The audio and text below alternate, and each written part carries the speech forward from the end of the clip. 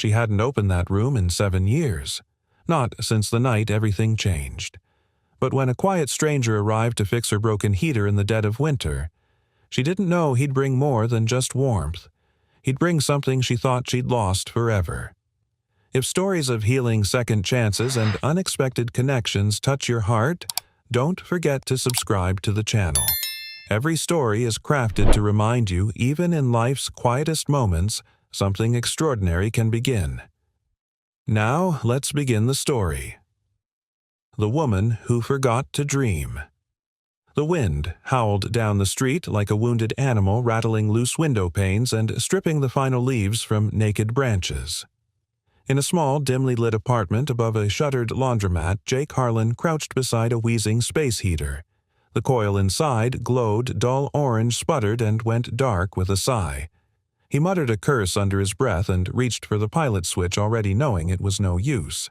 Across the room, his daughter Lily slept curled beneath a tattered fleece blanket, her cheeks flushed from the cold. She clutched her stuffed elephant, its seams fraying at the ear. Jake pulled his jacket tighter around himself and exhaled slowly, watching the fog of his breath disappear into the dark. "Come on, old girl," he whispered to the heater. "Just a few more hours." But the silence that answered him was final. He rubbed his tired eyes and checked his phone. The call log was empty, no emergency repair requests. Nothing since the diner job 3 days ago where he'd fixed a walk-in freezer in exchange for pancakes and $20. There was no food left, and he hadn't paid the electric bill. Again. The screen lit up. A message. "If you're still doing late-night work, my heat's out. E. Blake." No number, just the name. It wasn't familiar. No address either, but the area code matched his. Jake hesitated.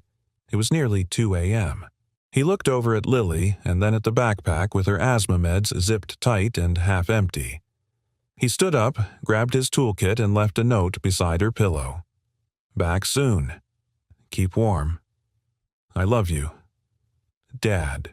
At the other end of town, a wide, colonial-style house loomed at the edge of a frost-covered cul-de-sac. The porch light flickered like it couldn't decide whether to give up. Inside, Elena Blake stood in the hallway wearing a faded sweater and thick slippers, her silver blonde hair pulled back in a tired bun. Her breath clouded in front of her face. She tapped her phone nervously, then stared down the corridor toward a closed door at the end. She hadn't opened it in 7 years. She had tried to ignore the cold at first. Piled on blankets, made tea she didn't drink, but the temperature kept dropping, and finally something inside her cracked not loudly, but quietly, like old porcelain. She had seen his name once. On a flyer posted to the community board at the library, Harlan Heating, honest work, no questions. The number had faded. She wasn't sure why she saved it.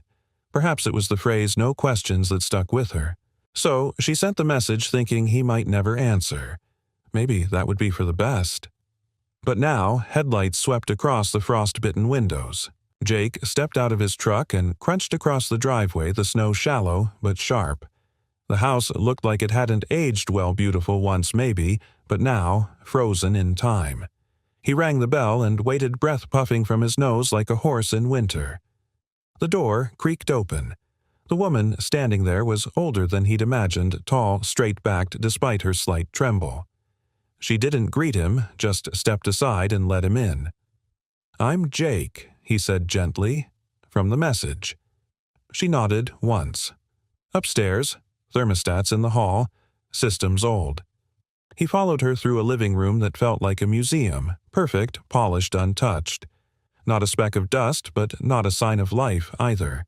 No magazines, no mugs, no light in the fireplace. As he ascended the staircase, Jake noticed the air grew colder with each step. At the top, a long hallway stretched into shadow. Several doors lined the right side. At the far end was a white door perfectly closed.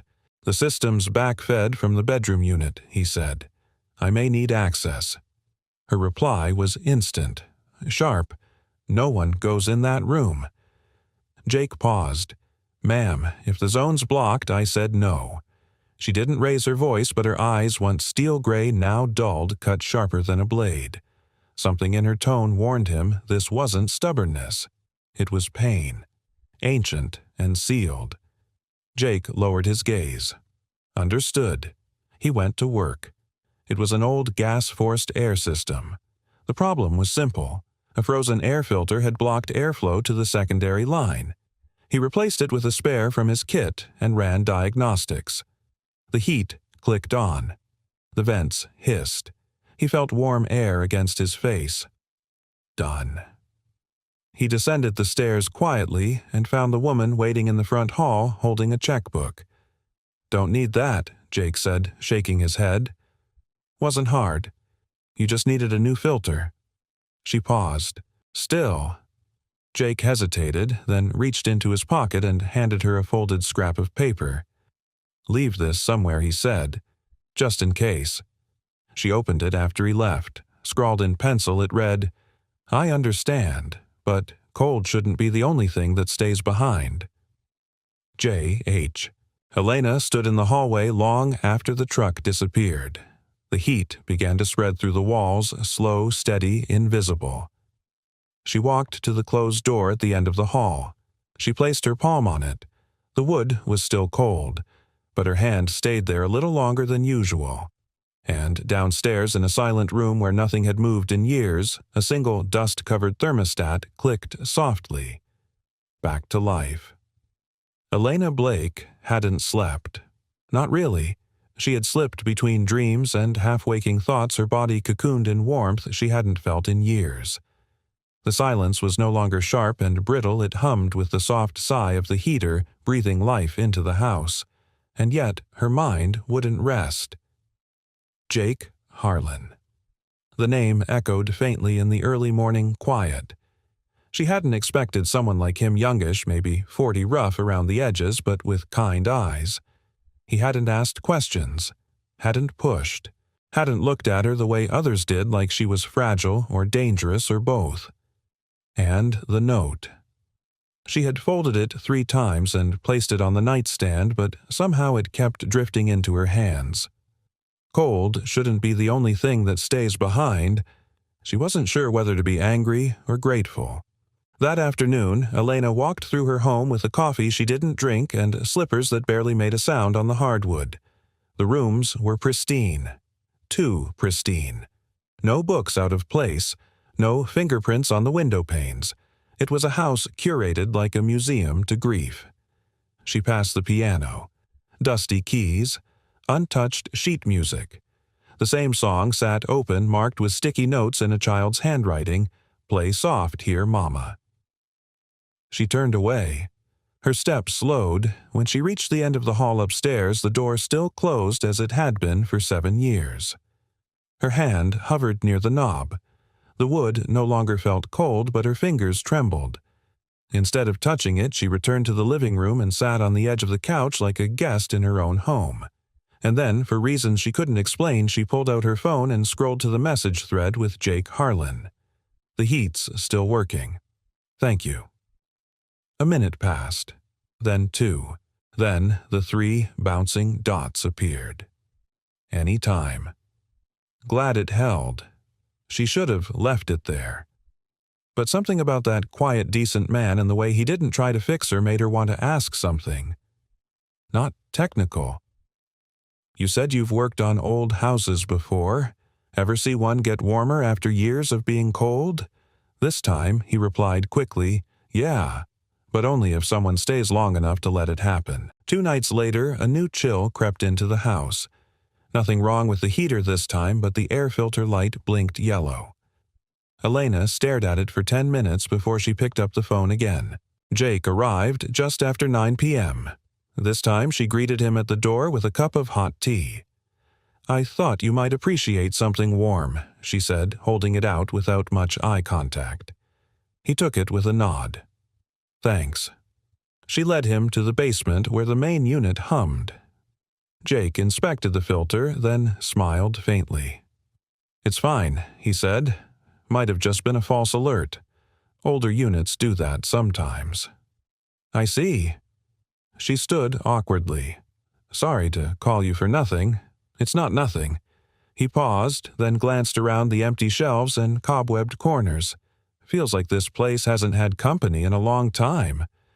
She didn't respond, just walked back upstairs. Jake followed but stopped in the hallway. A piano sat quietly in the corner, its bench slightly askew. He noticed the sheet music, the sticky notes. He walked toward it with a kind of reverence. "You play." "Not anymore," she said from behind him. He didn't ask why. She surprised herself by continuing anyway. "My daughter did. She loved Debussy, said it sounded like dreams." Jake nodded slowly. "My wife loved the same composer. Played every Sunday morning while making pancakes. Now I can't hear it without smelling syrup." Something in his voice made her throat tighten. The way he mentioned his wife, soft, matter-of-fact, but weighted. "What happened to her?" Elena asked quietly. He rubbed the back of his neck. "Gas leak. Old house. Bad winter. The heat never came on that night." Elena flinched. "I'm sorry." Jake offered a sad smile. "Me too. But I got Lily. She keeps me upright. She's your daughter 7. Smart. Brave. She makes me think I'm doing something right." Elena looked away. The guilt in her chest was a familiar ache. She had no such anchor. Just a room sealed by pain and years she couldn't get back. "You didn't ask any questions the other night," she said suddenly. Jake shrugged. "I figure people talk when they're ready. Or they don't. Either way, I'm not here to dig." That answer, simple, unpolished, broke something loose inside her. "I lost her," she said, her voice barely audible. "My daughter. She was 15. I told her to walk home that day. I thought she needed responsibility. I didn't know the ice would be so thick on the road." Jake looked down. "You couldn't have known. I should have," she whispered. "A mother should know." Silence stretched between them like snowfall. Then Jake said softly, "Sometimes the thermostat's working, but the sensors are off. They read the wrong things, think it's warm when it's not. We can't blame the system. It's just how it was wired." Elena blinked. She didn't answer, just nodded slowly like the words had landed somewhere deep, even if she wasn't ready to unpack them yet. As Jake packed up to leave, she stopped him at the door. "Would Lily like some cookies next time I still bake? Too much for one person." He smiled. "She'd love that." Then, "Maybe next week. I think the thermostat will need a new check by then." Jake gave a slight chuckle. "I'll be here." When the door closed behind him, Elena didn't walk away immediately.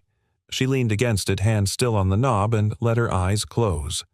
For the first time in years, the warmth in her home didn't come from the walls. It came from the quiet kindness of a stranger who knew what it meant to live with ghosts, yet still showed up toolkit in hand, ready to fix what little he could. Jake wiped the grease from his hands and leaned back from the broken microwave he'd managed to revive with a coat hanger and sheer stubbornness. He looked over at Lily, curled up on their worn-out couch, her nose buried in a spiral notebook. She was drawing again, faces, animals, trees with lanterns instead of leaves. Her imagination bloomed despite the cramped walls around her. He didn't disturb her.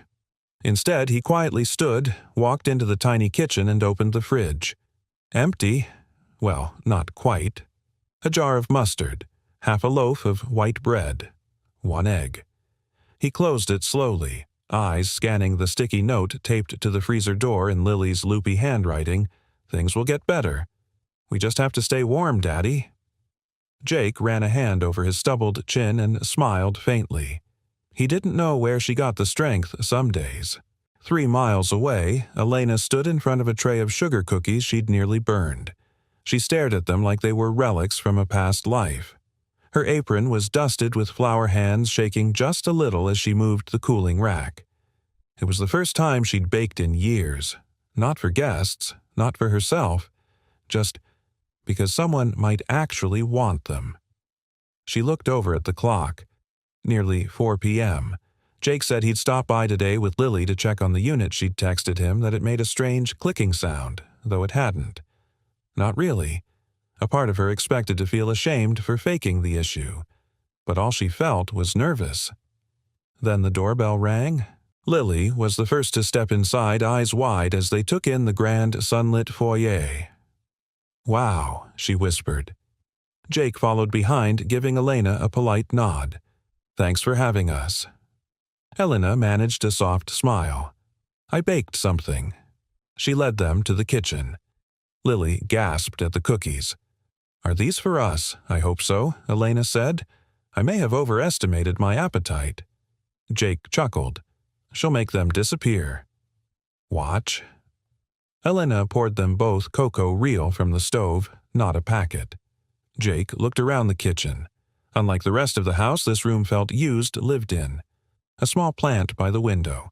A note on the fridge in a young girl's handwriting that said, "I hate burnt toast." He pointed. That hers.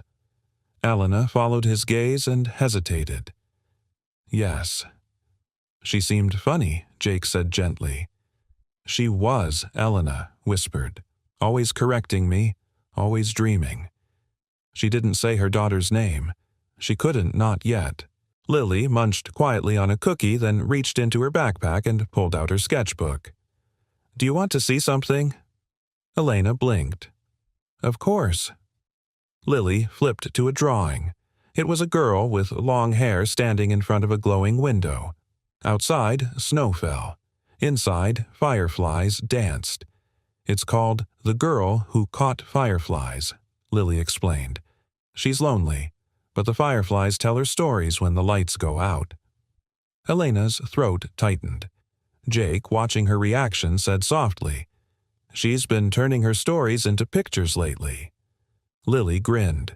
"Daddy says they help us remember the good stuff." Elena lowered herself slowly into the chair across from them. "Would you mind if I read some?" Jake raised an eyebrow at his daughter. "Your call." Lily nodded and slid the sketchbook over. As Elena turned the pages, something inside her cracked. The images, the words though, written by a child, felt eerily familiar. Not in content, but in soul. They carried that same raw ache, that blend of wonder and sorrow she once poured into her own writing. There was a drawing of a door closed, locked, and next to it a small firefly hovering with the caption, "It only opens when someone believes you still dream inside." Elena pressed a hand to her chest. "I used to write stories," she said suddenly, her voice nearly breaking. "Before I stopped." Jake met her gaze, steady and unflinching. "You haven't stopped. You've paused." After Jake fixed absolutely nothing but pretended to tinker for Lily's sake, Elena walked them to the door. As Jake helped Lily into her coat, Elena reached into a drawer and pulled out a worn envelope. She handed it to Jake. "My daughter wrote this once," she said. "A story. She never finished it. I've kept it sealed. I don't know why. I want you to have it." Jake took the envelope carefully. "Are you sure?" "No," she admitted, "but maybe it's time someone else reads it. Someone who understands what it's like to lose and still choose warmth." He didn't say anything for a long moment. Then he nodded. Lily tugged at Elena's sleeve. "Miss Elena." "Yes, sweetie. I think you're like the lady in my story." Elena knelt down, tears brimming. What lady? The one who forgot how to catch fireflies. But remembered when someone knocked on her door. That night, Elena sat in the kitchen long after the sun went down, her fingers stained with cocoa and flour, her heart full of things she didn't have names for anymore. In the stillness, she finally opened the envelope. Inside was a story written in a teen girl's uneven cursive. It began, "Sometimes dreams don't die. They just hide in rooms we don't open." Elena wept, but for the first time in 7 years it wasn't from grief. It was from remembering how much she used to believe in magic, and how somehow a child with a sketchbook and a stranger with warm hands had begun to show her the door again. The next morning, Jake sat at the small kitchen table in his apartment, a chipped ceramic mug in hand. He didn't drink coffee, but he held it anyway, half for the warmth, half for the habit. Across from him, Lily was sprawled over a pile of colored pencils and her sketchbook, her brow furrowed as she shaded in the folds of a little girl's coat. He watched her for a long time. "She looks like you," he said softly, nodding toward the girl in the drawing. Lily didn't look up. "No, she doesn't. She's brave." Jake smiled gently. "So are you." "I don't feel brave," she whispered. He reached out and brushed a lock of hair from her face.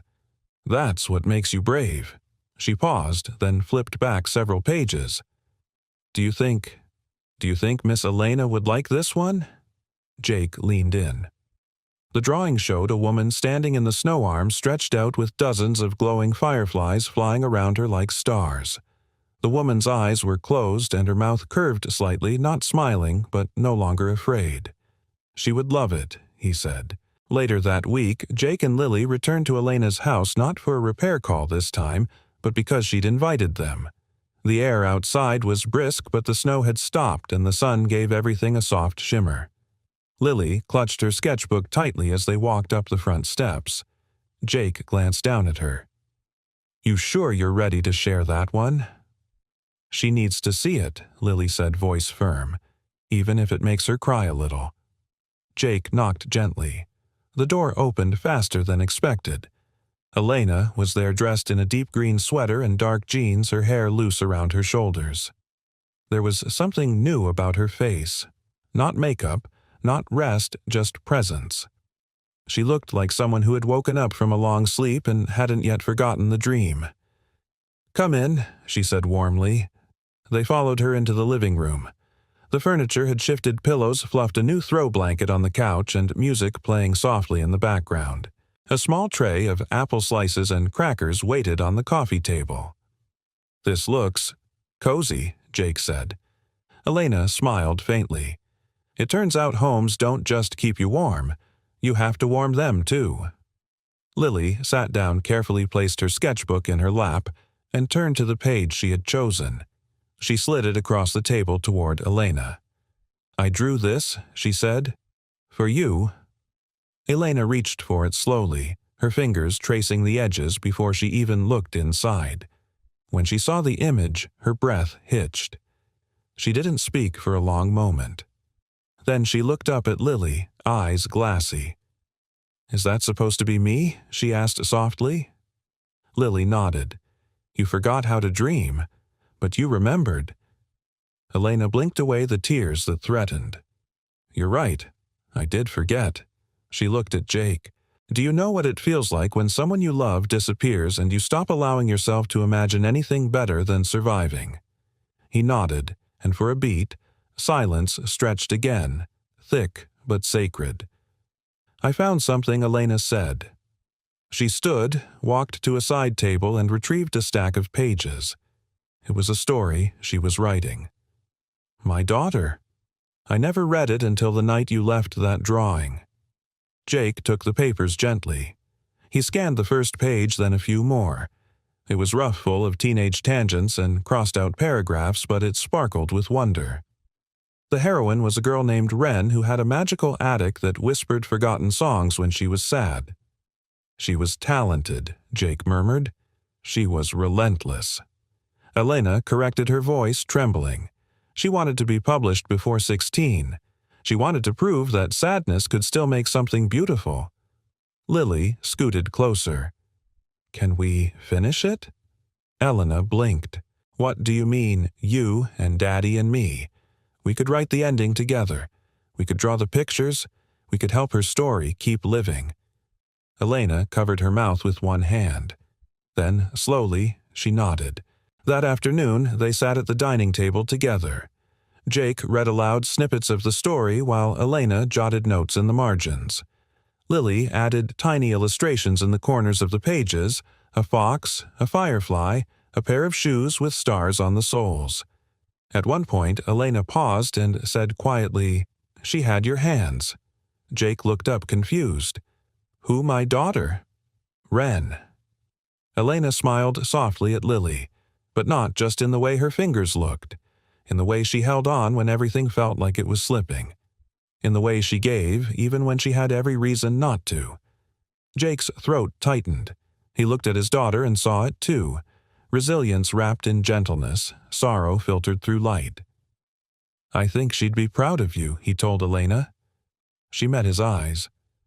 "I think maybe I'm starting to be proud of me again, too." As the sun dipped behind the trees, the last light glowing golden through the windows, Elena stood and walked toward the hallway. She paused at the end before the door that had remained closed for years. Without speaking, she reached out and opened it. Jake didn't move. Lily leaned against him, quiet, respectful. Inside the room, dust motes spun in the late sunlight. The bed was still made. Posters lined the wall, books, music. Bright things now faded. A bookshelf held notebooks, framed pictures, and a single empty mug with the word "Dreamer" in sparkly lettering. Elena stepped in and sat on the bed. She didn't cry. She just breathed. And for the first time it didn't feel like drowning. That night, Jake carried Lily half asleep to the truck bundled in her coat. Elena stood on the porch in her slippers, arms crossed against the cold, watching them. "You know," she said quietly, "I used to hate winter." Jake glanced up. "Still do." She looked at the snow-covered lawn, the glowing window behind her, the pages waiting on her table. "No," she said. "Now it feels like a beginning." Jake smiled. "Funny. That's exactly what it looks like from here." And with that, he climbed into the truck and drove off into the gathering dusk, knowing for the first time in years that the cold was beginning to lift. The room had remained open ever since. Elena didn't go in every day, but sometimes when the house was quiet and the air outside hung thick with snow, she would slip through the doorway not to grieve, but to listen. She swore she could still feel the hum of her daughter's spirit lingering between the bookshelves and the soft blue walls. There was no haunting, only warmth, only memory. One morning, as sunlight poured in through the half-frosted windows, she sat cross-legged on the bedroom rug with Jake and Lily, the three of them surrounded by pages, some new, some old, all part of Wren's unfinished story. It was becoming something real now, a true collaboration, like they were rebuilding a bridge plank by emotional plank. Jake had brought an old laptop with missing keys. Elena's fingers danced over the keyboard as if they remembered more than her mind allowed. "I never thought I'd write again," she murmured. "You didn't forget," Jake said. "You just needed the right story to remember why." Lily, curled up beside them, looked up. "This part needs more magic," she declared, tapping a paragraph. "Maybe the girl finds a map under the floorboards, but it only shows places she dreamed about." Jake nodded. "I like that. Dreams as coordinates." Elena tilted her head thoughtfully. "She follows the map, but the last stop is home." Lily's smile widened. "Because sometimes you have to leave to see where you belong." They all went quiet then, not out of sadness but in reverence. The kind of silence that feels like standing in the presence of something sacred. A few days later, Elena sat at her desk with the manuscript open in front of her. She had moved her writing back upstairs to Wren's old desk. It had taken a trembling hand and a whole hour to dust it off the first time, but now it felt right. The room wasn't a shrine anymore. It was part of the story, part of her again. She was working on a transitional scene where Wren's character faced her biggest fear, stepping back into the attic where her dreams had once lived. Elena typed slowly, choosing each word with care when a soft knock came at the front door. She came down to find Lily standing there with a manila envelope clutched to her chest. "Special delivery," she grinned. Elena let her in and closed the door against the cold. Jake followed, brushing snow from his shoulders. She insisted you had to see it today. Lily handed her the envelope. "It's not finished, but it's close. Daddy helped me type the illustrations into the story. It's a prototype."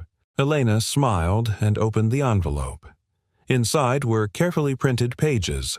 Wren's story reimagined with Lily's drawings printed alongside the text. The illustrations were simple but magical. A girl reaching toward the stars, a staircase made of moonlight, a key hanging from a single firefly wing. I don't know what to say, Elena breathed. Lily shrugged. You say the end when it's ready. Not before. Jake looked around. House feels different lately. It is, Elena said. It's not just mine anymore. Later that evening after dinner, the three of them gathered in the living room, sipping tea and cocoa. A fire crackled in the hearth. Jake had fixed the flue that morning. It hadn't been used in years.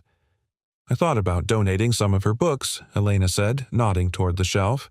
But then I thought maybe they belong somewhere special. Jake leaned forward. You mean like a library, more like a corner, a quiet place where other kids can write, maybe even finish the stories they're afraid to start. Lily's eyes lit up. Like a story nook. Yes, Elena said softly. A story nook. For those who forgot, they were storytellers. Jake tilted his head. That's a beautiful idea. She looked between them. I can't do it alone. You're not alone, Jake replied. Not anymore. 2 days later, Elena found herself at the local community center, a place she hadn't entered in nearly a decade. She stood in the lobby clutching a proposal she and Jake had written together complete with mock-ups of the Story Nook program. A space for children, grieving loss to gather, draw, write, and dream again. A place where voices could return to children who thought they'd lost theirs. The director, a woman in her 60s with cropped silver hair and sharp eyes, took the packet and began flipping through it. After a long pause, she looked up. You wrote, "The Wind Beneath the Snow," didn't you? That children's book with the girl who talked to shadows. Elena blinked. I did. My granddaughter still sleeps with it under her pillow, the woman said, smiling. If this is what you've been working on, I'd be honored to host it here. Elena's throat thickened. Thank you. That night back at home, Jake brought in firewood while Lily helped set up a board for tracking their progress. Elena placed a sticky note at the top. Story Nook Building Dreams Backward. As she pinned the note in place, she caught Jake looking at her not just admiring, but something deeper.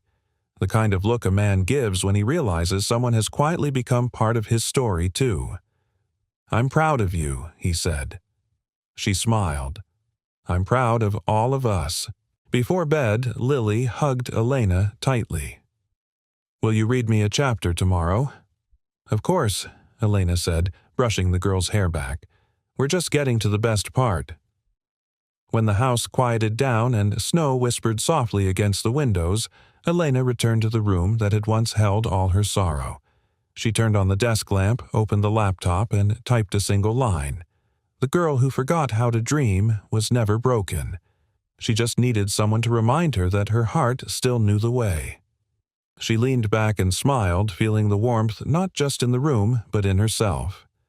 The room was no longer locked, because she wasn't either.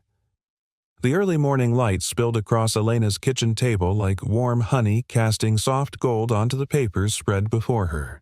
She was up before the sun, a mug of untouched tea cooling beside her elbow, her fingers carefully flipping through the worn pages of her daughter's final manuscript, the one she had discovered in the sealed bedroom weeks ago. It wasn't just a story. It was a map of Wren's heart of who she was before the world tilted. Bits of humor nestled between raw honesty, fantastical creatures dancing across the margins.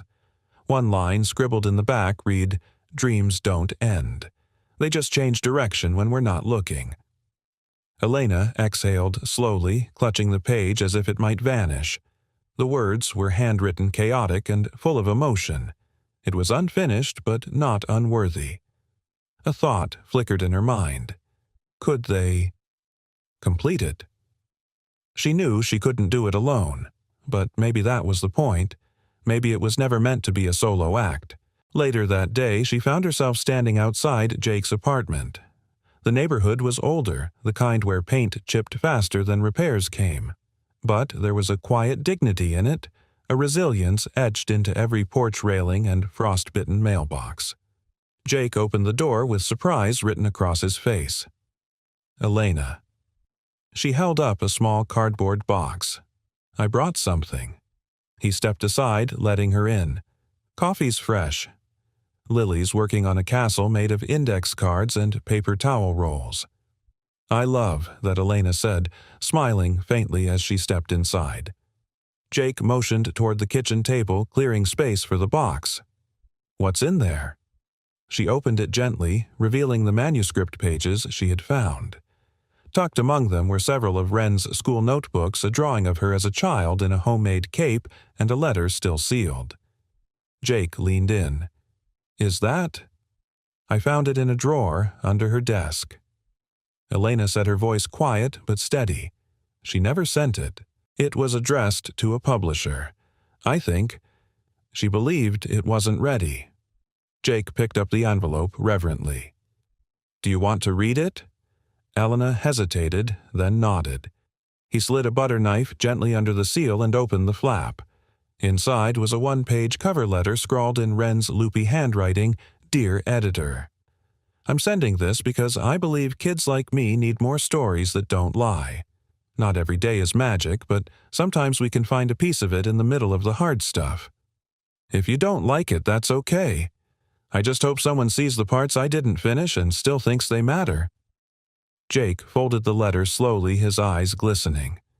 "She was braver than most adults I know," he said. "She was," Elena whispered. "And now I think it's time someone finishes what she started." That evening, the three of them gathered around Jake's living room table, Jake, Elena, and Lily, who wore a cardboard crown from her castle and insisted she be called Editor-in-Chief for the night. They set out pencils, pens, markers, and sheets of printer paper that smelled faintly like ink and ambition. Together, they began sorting through Wren's writing, cataloging characters, circling plot points, stitching ideas into a structure that honored her voice. "What if Wren's main character doesn't find a happy ending right away?" Lily asked, tapping her pencil. "What if she thinks the fireflies are gone forever, and only later realizes they were waiting for her to come back?" Elena paused mid-sentence. "That's beautiful," Jake added. "Sometimes the light waits until we're brave enough to look for it." Lily nodded solemnly. "That's how it works in real life." They worked into the night, stopping only when Lily fell asleep on the couch, her hand still clutching a crayon. Jake lifted her gently and carried her to bed.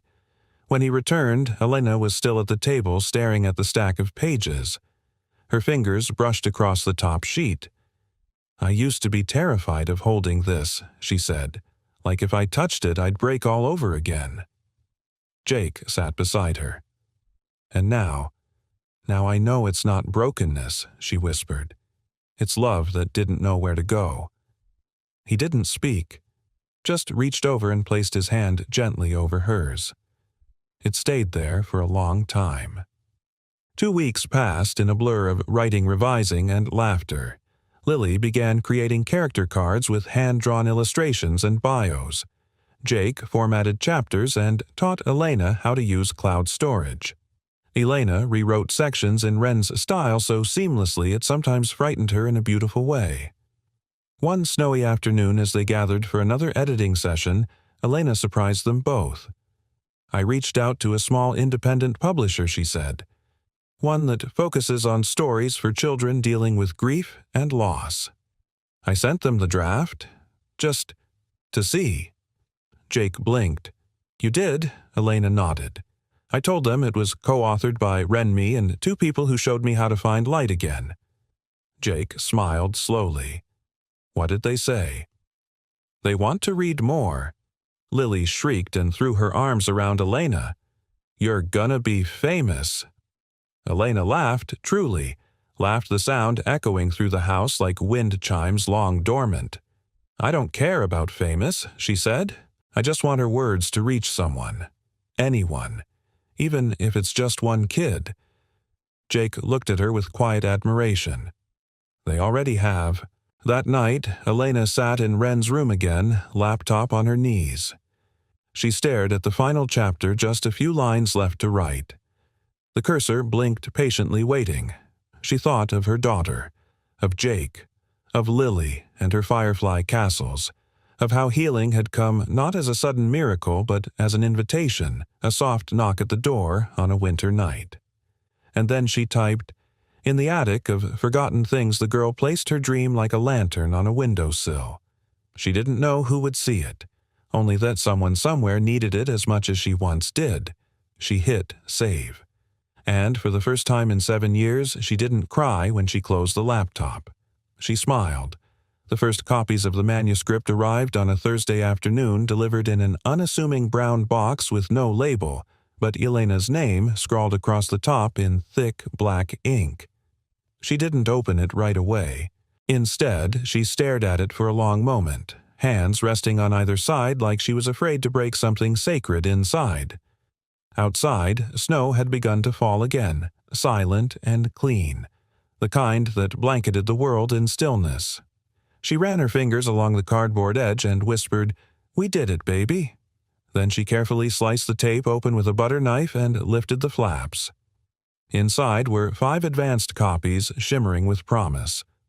The cover bore Lily's illustration, a firefly hovering over a girl standing in a winter field, the light from its wings reflecting in her wide, waiting eyes.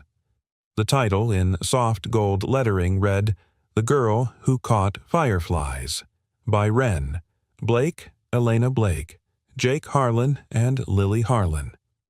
Elena's breath caught. She ran her hand over the paper, feeling the weight of what they had resurrected, what they had carried across the long distance between loss and healing. She blinked back tears. Then she reached for her phone and texted Jake, "They're here." An hour later, the apartment door swung open and Jake stepped in, cheeks flushed with cold, holding Lily's hand as she skipped into the room. "Did it really come?" Lily asked breathlessly. Elena didn't say a word. She just handed the first copy to her like a librarian presenting treasure. Lily's eyes widened. "It's so pretty." She flipped through the pages, giggling when she saw her drawings. "Daddy, look, it's the attic scene. And the dream map." Jake crouched beside her. "You did good, bug." Elena watched them from the kitchen, heart stretched full in every direction. But even in the joy, something quietly shifted inside her. A truth she'd been pushing away like a draft under the door. This creation, this healing, this warmth, it was no longer just about Wren. It was about what she had found since, or rather, who she had found, and she didn't want to lose it. That night, after Lily had fallen asleep on the couch, clutching the book like a teddy bear, Elena and Jake sat by the fire. He was nursing a cup of chamomile tea, one hand resting on his knee, his eyes lost in the flames. "You know," he said quietly, "when my wife died, I thought love was done for me, that it was one of those things you only get once." Elena turned her head, watching him. "I didn't even let myself think about it for years," he continued. "It was easier to just keep moving, keep fixing broken things for other people. I thought if I stayed busy enough, the ache might fade." He chuckled softly. "But you can't outrun absence. It lives under your skin." She nodded, her voice barely a whisper. "I know." He looked at her then. Really looked. And there it was again, that quiet gravity between them. Not loud, not urgent, but constant. Solid. "You brought something back into our lives, Elena. For me. For Lily. Something I didn't think we'd ever feel again." She opened her mouth, but the emotion in her throat made it impossible to speak. Instead, she reached across the space and placed her hand gently over his. His fingers curled around hers. They stayed like that a long time, hands interlaced, two people who had once been frozen in their separate griefs, now warmed by a shared flame. The following weekend, Elena hosted a small gathering at the local library, a quiet celebration of the book's early release. There were no balloons, no microphones, just chairs, hot cocoa, and a stack of books set up near the children's section, under a hand-lettered sign, "A Story Worth Catching." The director of the library, a silver-haired woman named Margot, introduced Elena to a small group of attendees, parents, teachers, a few curious readers. Then she stepped aside. Elena stood in front of the room holding the book close to her chest. Jake and Lily sat in the front row, their faces beaming. "I used to believe stories could fix anything." Elena began, her voice trembling slightly. Then I lost someone, and I stopped believing in stories altogether." She paused, eyes sweeping the room. "But I've learned something these past few months. Stories don't fix us. They find us. They sit with us in the dark. They wait patiently until we're ready to feel again. And sometimes, if we're lucky, they carry the voice of someone we thought we'd never hear again." She opened the book and read. After the reading, a small boy approached her, probably no older than 8, with a tangle of curly hair and 2 big glasses. "Did the girl in your book really lose her mom?" he asked. Elena knelt to his level. She did. Did it get better? Elena thought carefully before answering. "It got different," she said softly. "But then she found new people to love, and that made things better." He nodded once. "Okay." Then he handed her a folded piece of paper. "I draw stories, too." Elena's eyes shimmered as she accepted it. "I'd love to see more of them." Later, as the library emptied and snow began to fall again outside, Jake walked over and placed his arm gently around her shoulders. "You know what this is, right?" he said. "What a beginning." She leaned into him. "Feels more like a home." He kissed the top of her head, and together they looked out the wide library windows as snowflakes floated down like whispered stories from the sky. Somewhere in the hush between pages and prints, Elena realized the firefly hadn't just returned to the girl in the story. It had come back to her too, and it wasn't leaving this time. The wind had shifted. It came howling through the cracks again, curling beneath doors and rattling windows like it had that first night when Elena's house was more mausoleum than home, and Jake Harlan had stood on her doorstep with calloused hands and a soft voice. Only now the house was warm, lit from within, alive.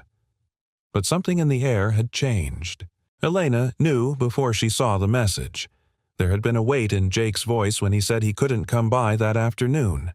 Lily wasn't feeling well. Just a cold, he had said. She probably caught it playing outside without gloves. But hours passed. Then more. By evening, a second text came, short, apologetic. "Going to urgent care. Just to be safe. She's wheezing more than usual." Elena's stomach dropped. She didn't hesitate. She grabbed her coat keys and the small inhaler she still kept tucked in her kitchen drawer, the one Wren used to carry in her backpack. She didn't think. She just moved. When she arrived, the waiting room was half lit, the flicker of an outdated wall TV casting muted color over the rows of tired faces. Jake was sitting in the corner, Lily cradled against his chest. Her cheeks were pale and her breaths came shallow and fast. Elena Jake said, surprised, "You didn't have to." "I did," she said firmly, crouching in front of them. "How long has she had asthma?" Jake hesitated. "Since she was 3. Usually it's manageable." Elena pressed the spare inhaler into his hand. "She needs this." A nurse called his name then, and he stood carrying Lily through the double doors. Elena sat in the plastic chair he left behind, hands trembling in her lap. The last time she'd sat in a room like this was the night Wren had slipped on a patch of ice coming home from school. A fractured skull. An ambulance that didn't make it fast enough through a storm. A doctor who said "I'm sorry" without ever meeting her child. She remembered the cold, the way it had spread inside her bone deep. She had barely spoken to anyone for months afterward. Closed the bedroom door, burned Wren's winter coat. She couldn't save her own daughter, so she stopped trying to save herself. Until now. Time moved in strange pulses. An hour later, Jake returned carrying Lily again, this time wrapped in a hospital blanket, her head resting on his shoulder. Her breathing was steadier. "She'll be okay," he said, voice thick. "They gave her albuterol and a steroid shot. They want us to monitor her overnight." Relief flooded Elena's chest, swift and painful. Jake looked at her. "Thank you. You saved us time. Maybe more." She shook her head. "No, you've saved me over and over. I just..." "Return the favor." They stood in the cold for a long minute before he whispered, "I didn't know it would hit me like that. The fear. I thought I was past it. You never get past it, Elena replied. You just learn how to walk beside it without letting it own you. He looked at her with a tenderness that undid her. You're stronger than you think. No, she whispered. I just finally let someone help carry the weight. That night, Elena couldn't sleep. The snow kept falling soft but relentless. Her phone stayed on the nightstand screen, dark, but she found herself reaching for it again and again, just to check, just to hope. In the early hours of morning, a text finally arrived. She's sleeping now. Breathing okay. Thank you again for being there. P.S. She asked for you before bed. Said you're part of the dream now. Elena smiled through tears. She got up, wrapped herself in Wren's old quilt, and sat by the window as dawn broke over the snow-covered world. A few days later, when Lily was well enough to visit again, she came into the house carrying something large wrapped in newspaper. It's from both of us, Jake said. Lily unwrapped it proudly, revealing a framed picture, a print of the book's cover illustration, but this one had been altered. The girl was still catching fireflies, but beside her now stood two adults, their shadows cast in the shape of wings. Elena brought a hand to her mouth. I added you, Lily said, because you caught the fireflies with us. Jake touched Elena's shoulder. We wanted you to have it before next week. Elena blinked. Next week, Jake smiled. The publisher confirmed it. Launch day. We're doing it signing, reading, even a little interview. They think it could help parents and kids going through grief. Elena's heart skipped. That fast. They said the story already has its own heartbeat. They just want to give it a megaphone. Elena stared at the framed image. She thought of the waiting room. The way Jake had looked at her through the blur of fear. The way she'd run that night not because of guilt, but because she finally knew what it felt like to be needed again. To choose life instead of just survive it. That evening, the three of them sat on the floor of Elena's living room sorting through note cards ideas for the library's Reading Nook expansion and sketches Lily had drawn for bookmarks and posters. We need a name for the next one, Jake teased. Lily sat up. Ooh, what if we do a whole series? The girl who talked to rain, the girl who chased thunder. Elena chuckled. Ambitious. Lily grinned. Dreams are supposed to be. Jake looked at Elena, then something unspoken passing between them. Not promises, but possibilities. She returned the look, and somewhere in the middle of snowy silence, creaky floorboards, and firelight, Elena Blake, the woman who once locked the door on her own future, felt something melt deep inside her. It wasn't fear, it wasn't sorrow, it was the sound of frost breaking. And beneath it, something even more beautiful hope blooming in the cold. The community center buzzed with quiet anticipation. Rows of folding chairs were arranged beneath strands of twinkle lights and hand-drawn banners that read, Story Nook, where dreams remember you.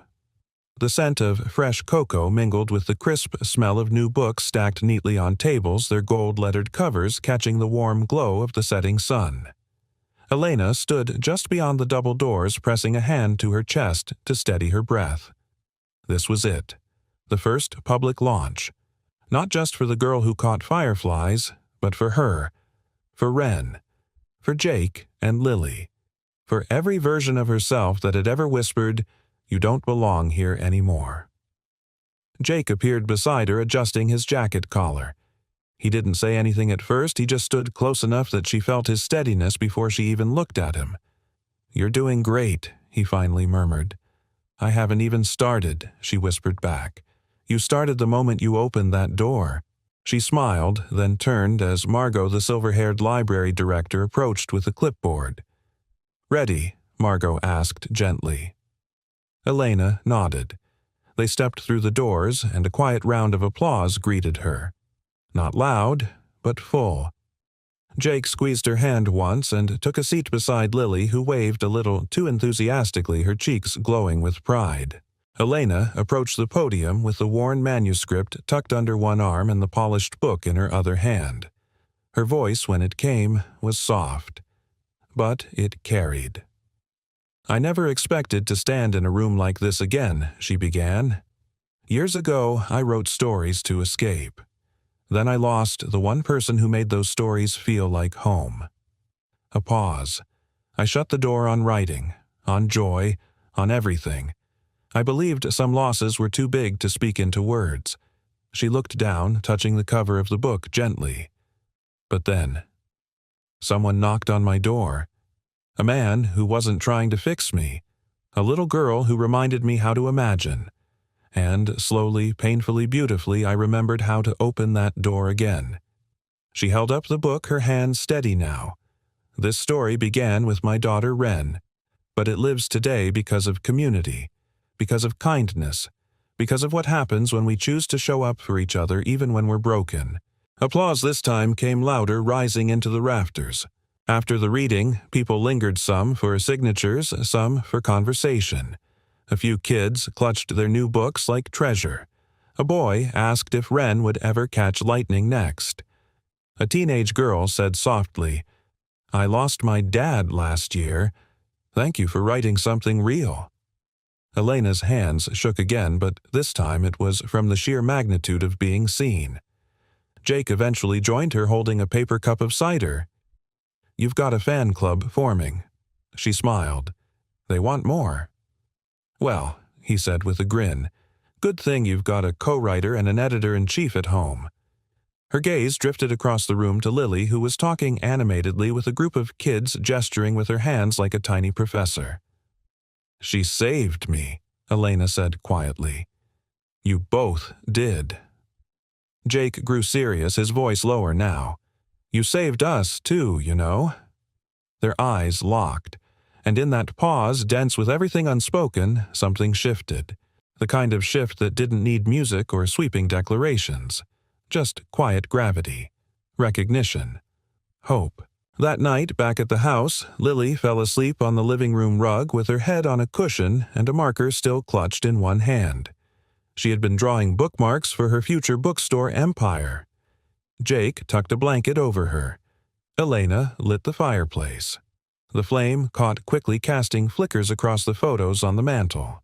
One frame now held a new picture, the three of them holding the first printed book together, smiles as real as they were hard-won. "I've been thinking," Jake said, settling into the armchair across from her.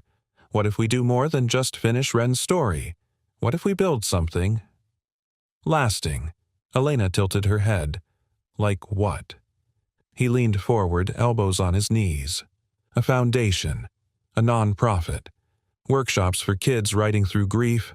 A way to give other families the same gift you gave us." Her heart swelled.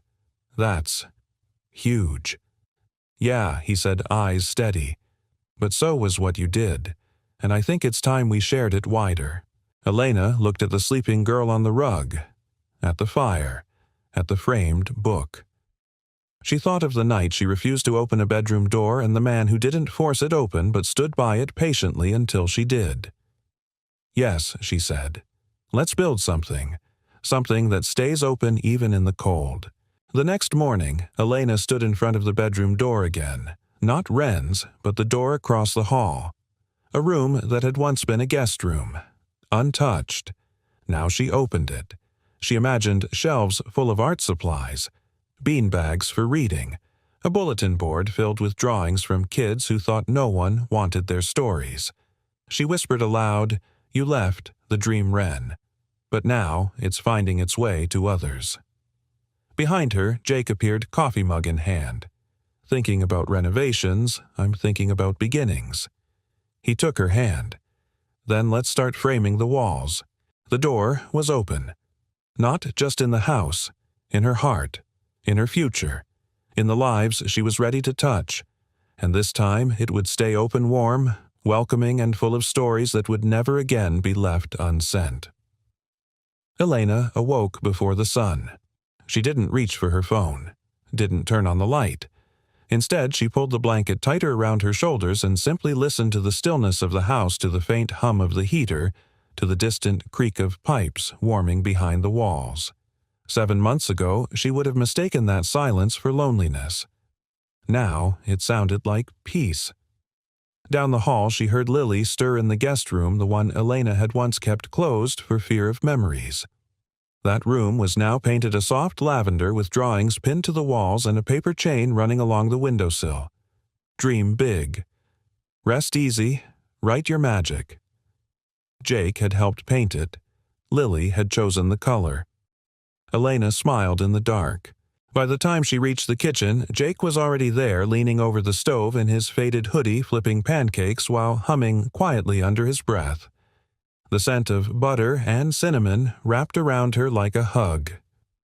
"I thought this was your signature breakfast," she teased, stepping into the warmth. He looked over his shoulder, eyes crinkling with a grin. "Thought I'd give you a break before the big day." She blinked. "Is it really happening?" Jake turned, holding up a folded newspaper. There, on the front page of the New Haven Gazette, just below a headline about the city's upcoming winter market, was a photo of her.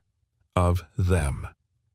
The caption read, "Grief turned to Grace local family turns loss into light with healing." Children's book. Elena sat down slowly, her hand brushing across the page. She barely recognized herself in the photo, smiling, standing in front of a bookshelf, Lily tucked under one arm, Jake beside her. But the eyes. Those were hers.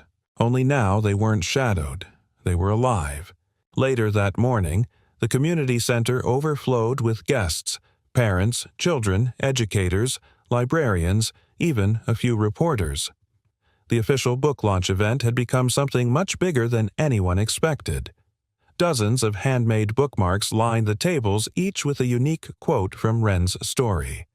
On the far wall, a banner read, "Welcome to the Story Nook, where sadness grows hope." Elena stood just outside the main hall, trying to calm her breathing. Jake adjusted her name tag. "You're going to knock them out," he said. "I'm a writer," she whispered. "Not a public speaker." He tilted his head. "Maybe. But you're also someone who turned silence into story. That counts for something." Just then, Lily darted up breathless and glowing. "Miss Elena, they want you to sign books at the front table. And Mr. Jake, they want to know if you're the illustrator." Jake chuckled. "All I did was staple drafts." "Yeah," Lily said proudly, "but you believed in it. That's the biggest part." Elena felt something shift inside her. Not fear, not even nerves, just the soft sense of readiness. She bent and whispered, "Led the way, editor-in-chief." By noon, the room had filled with laughter and tears. A teacher from Boston told Elena her students were creating their own Firefly journals. A woman who had lost her sister placed a copy of the book to her heart and simply said, "Thank you for saying what we don't know how to." Even the mayor stopped by, asking if the Story Nook would consider expanding into nearby schools. Elena shook hands, signed books, and answered questions. But the moment that undid her came when a small girl approached, holding a copy of the book close to her chest. "My brother died last year," she said softly. "He used to read me stories when I couldn't sleep. I don't dream much anymore." Elena knelt to meet her eyes. "Would you like to write your own?" The girl shrugged. "I don't know how." "That's okay," Elena said gently. "You just start with something you feel. That's how this one began." She opened the book to the dedication page. The girl read it aloud haltingly. "For the child who thinks the fireflies are gone? They're not. They're just waiting for your light." The girl smiled for the first time. "Can I come back tomorrow every day?" Elena whispered. "This place is for you." That night, the three of them returned home exhausted but exhilarated. Lily, crashed early, curled under a quilt in the living room with a half-eaten brownie in her hand. Jake tucked her in while Elena stood at the window staring at the snow drifting down beneath the streetlight. He joined her silence, folding around them like wool. "You changed lives today," he said. She looked over at him. "We did." He nodded. "I meant what I said earlier. I think it's time to make this permanent. Not just the Story Nook. Us." Her breath caught. "Jake." He stepped closer. "You don't have to say anything tonight. but I want you to know whatever comes next. I'm not walking away. You taught me that healing isn't something you do alone. It's something you grow together." Elena didn't reply with words. She reached for his hand, threading her fingers between his. She leaned her head gently against his shoulder. And for the first time in her life, not as a mother, not as a widow, not even as a writer, but as Elena Blake, whole and still unfolding, she felt what it meant to dream again. Not because she was escaping, but because she had finally come home to herself. The snow had melted by early spring.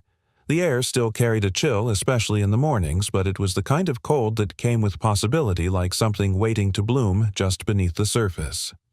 In the backyard of Elena's house, a new sign stood planted in the soil.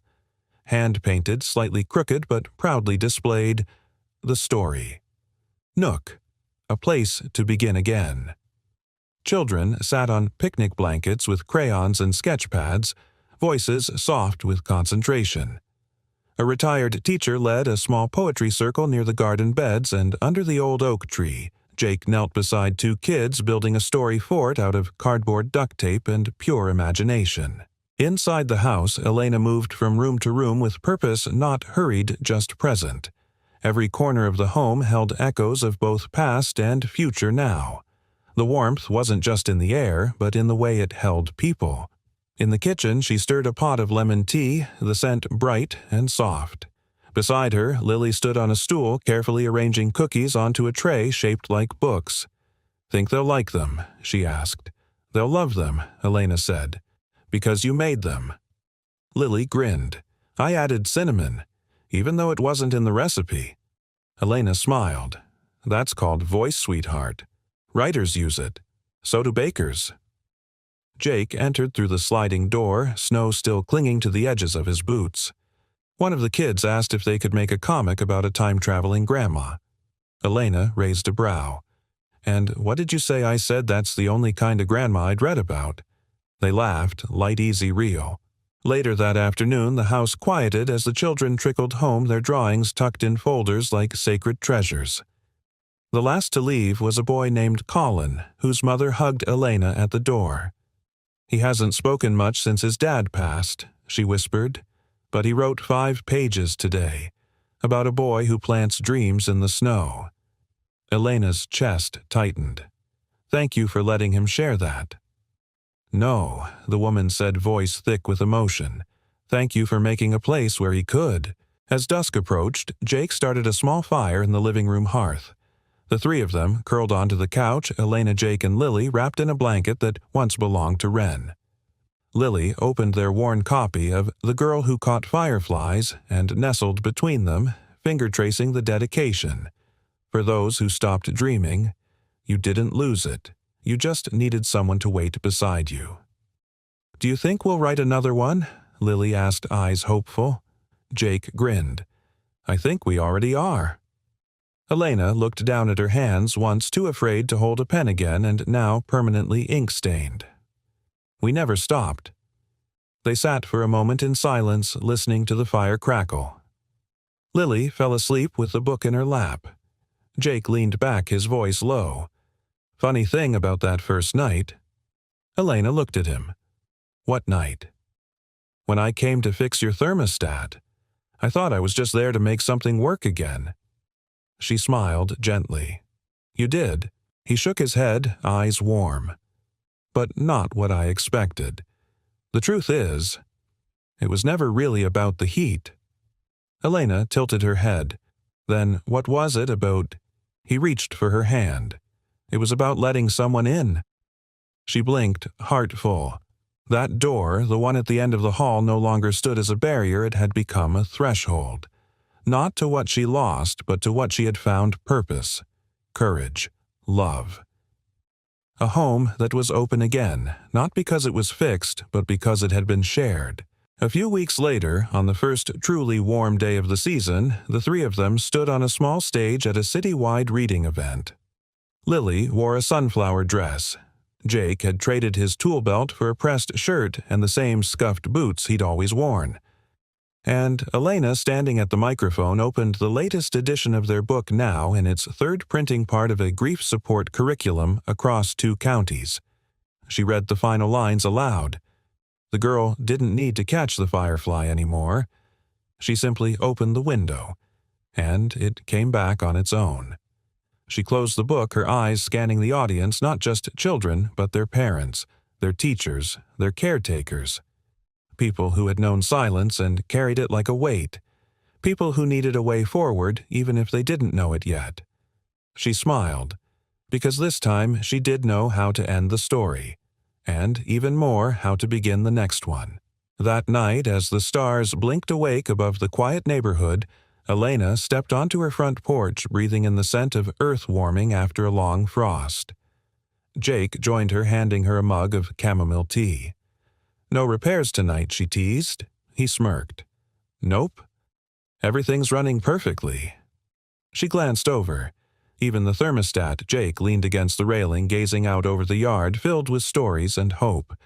Especially that he said, "But between you and me," he looked at her, eyes soft. "It was never really about the thermostat.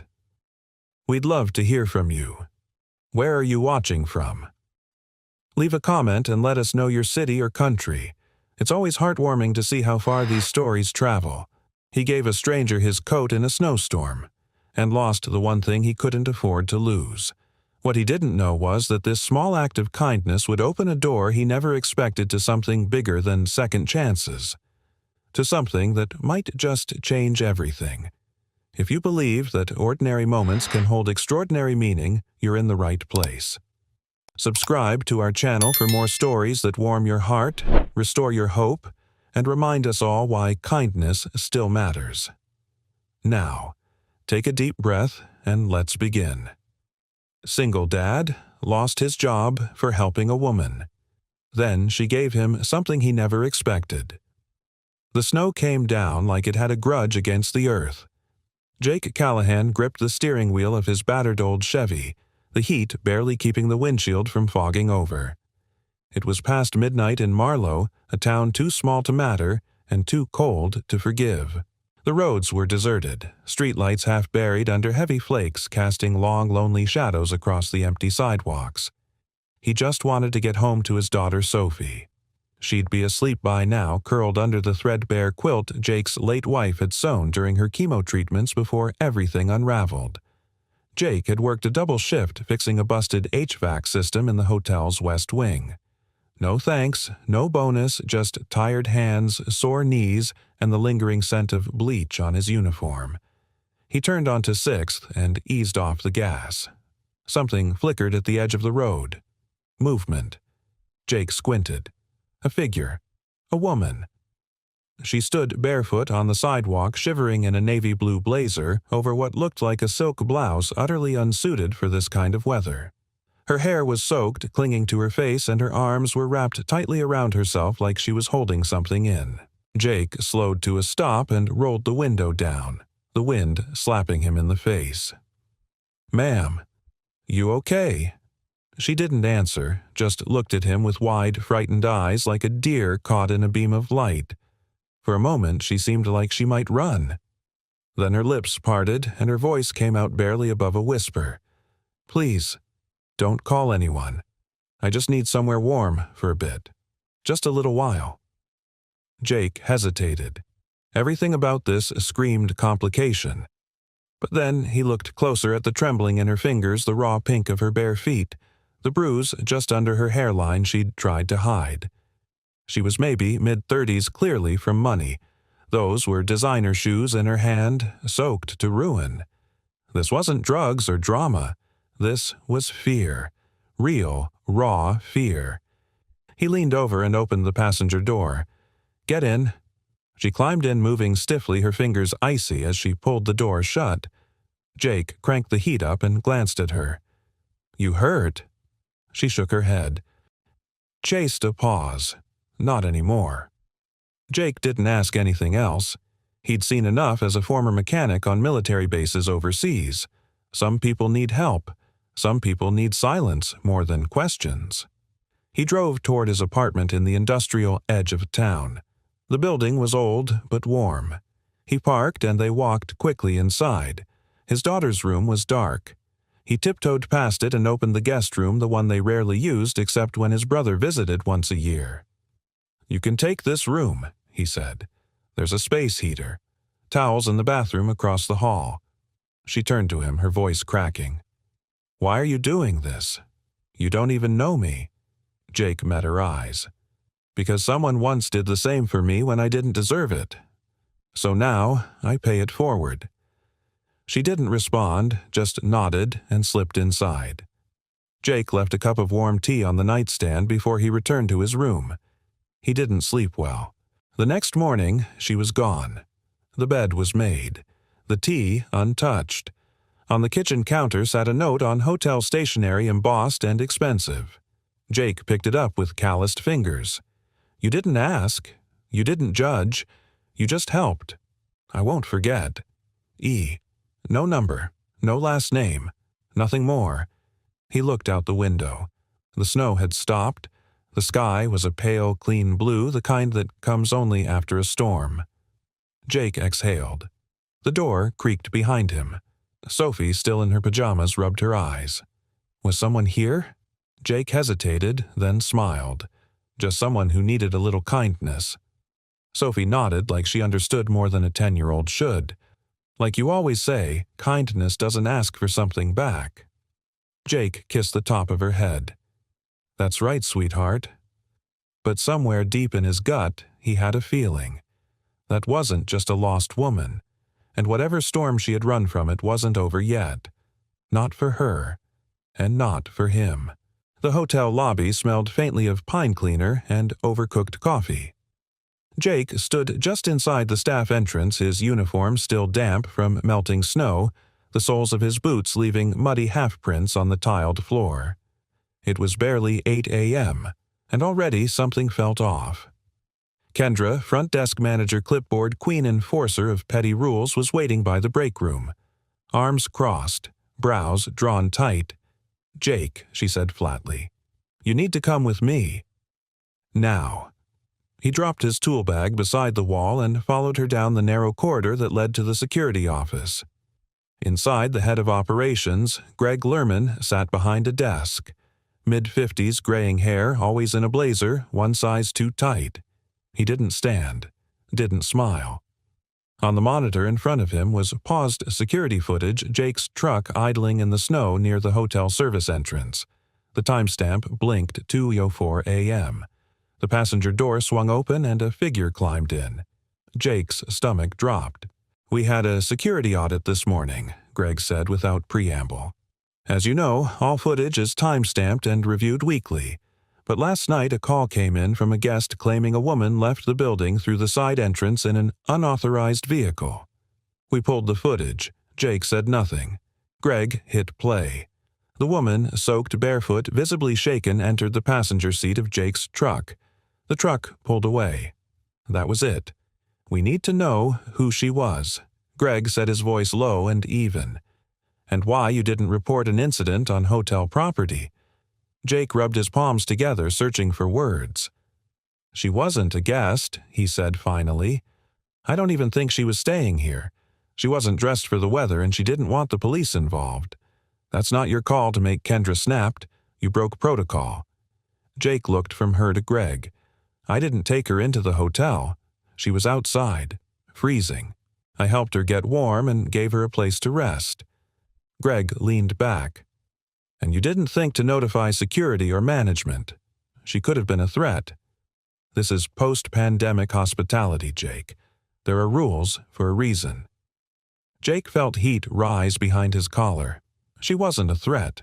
She was scared. Greg stood straightening his jacket. "And now we're liable because you made a judgment call that wasn't yours to make. This isn't personal, but we have standards." The words landed like a slap. Greg stepped aside and gestured toward the door. "You're being placed on indefinite suspension while we review. Turn in your badge and keycard." Jake stared at him for a moment, then slowly reached into his pocket. He set the plastic badge and bent keycard on the desk with care. Not slamming, not defiant. Just done. Kendra avoided his eyes. Greg didn't bother to say goodbye. Outside the cold bit deeper than it had earlier. Not the kind that stung skin, but the kind that numbed something inside. He climbed into his truck and sat there for a long moment.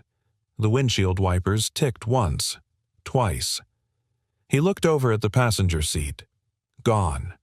Just melted snow and a faint trace of perfume.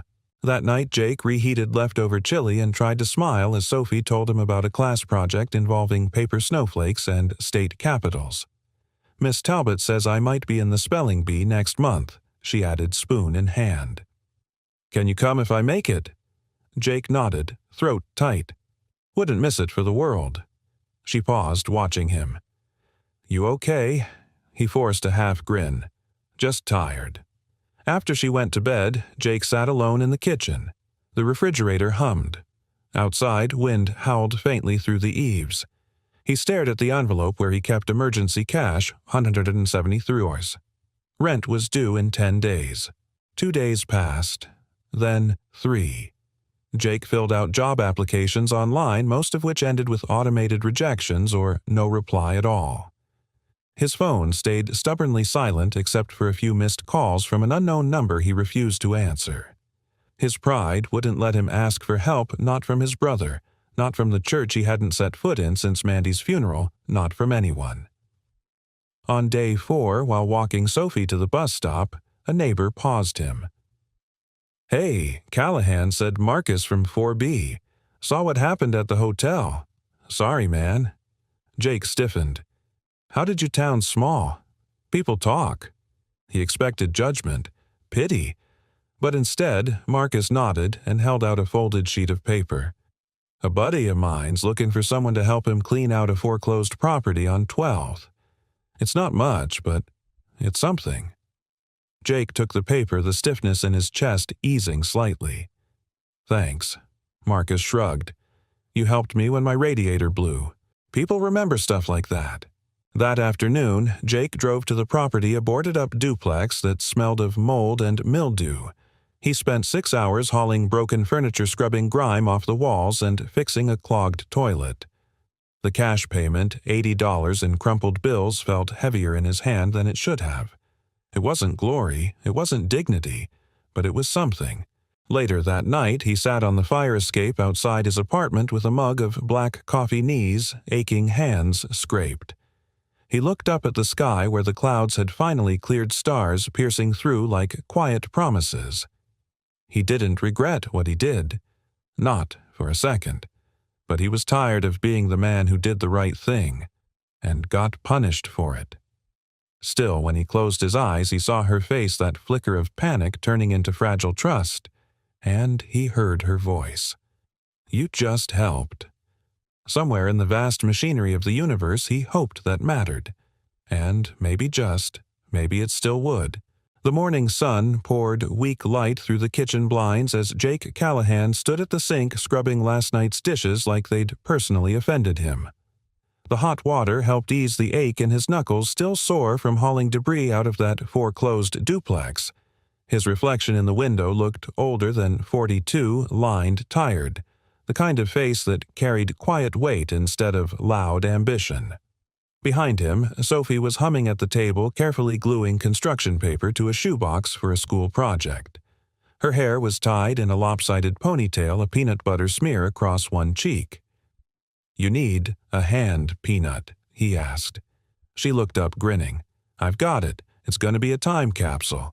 Miss Talbot said we should put in things we'd want someone in the future to know about our life." Jake leaned back against the counter, folding his arms. "That. So what are you putting in?" She listed them off proudly. A picture of Mom, one of my spelling bee ribbons, my lucky marble, and a note to future people. "What's it say?" Sophie beamed. "It says, 'Even if the world is hard, it's better when someone is kind.'" Jake swallowed. "Hard. That's a pretty good lesson," he said softly. She shrugged like it was obvious. "You taught me that." By noon, Jake had finished patching a neighbor's bathroom sink for $20 and half a tuna sandwich. He stuffed the cash into an envelope in his glove box, counting the growing but still thin stack. Rent loomed. Utilities weren't far behind. But there was a deeper hunger clawing inside him, not for money, but purpose. Respect. The feeling of walking into a place and being trusted, not pitied. Since losing his wife 3 years ago, he'd rebuilt their life 1 bolt, 1 hour at a time. Getting fired, especially for doing something decent, felt like someone yanking the floor out from under everything. As he pulled into the parking lot of a hardware store to check for posted job ads, he saw a familiar figure pushing a cart of mulch toward a red pickup. Frank. The older man looked up, squinting. Jake Callahan. I'll be damned. Frank Delgado had been a maintenance supervisor at another hotel chain across town. They'd crossed paths often over the years, sharing tools, stories, and the quiet camaraderie of men who fixed what others broke. "You working here now?" Jake asked. Only on weekends, Frank chuckled, still at the Meridian full-time. Jake hesitated. Not anymore. Frank's smile faded. Heard something happened. You okay? Jake gave a tight nod. Trying. Frank paused, then pulled a folded flyer from his back pocket. You might want to look at this. My niece's company is hiring tech support at the downtown branch. Not fixing pipes, but it's honest work and they train you on site. Jake took the paper slowly. Thanks, Frank. Frank clapped his shoulder. You helped me when my water heater exploded and I didn't have a dime. This world works best when good people keep helping each other. That night, Jake tucked Sophie into bed and lingered by the door, watching her sleep. He wondered what kind of world she'd grow up in. If being kind would ever stop costing so much. If someday she'd see her father not as the man who struggled, but the man who refused to compromise who he was.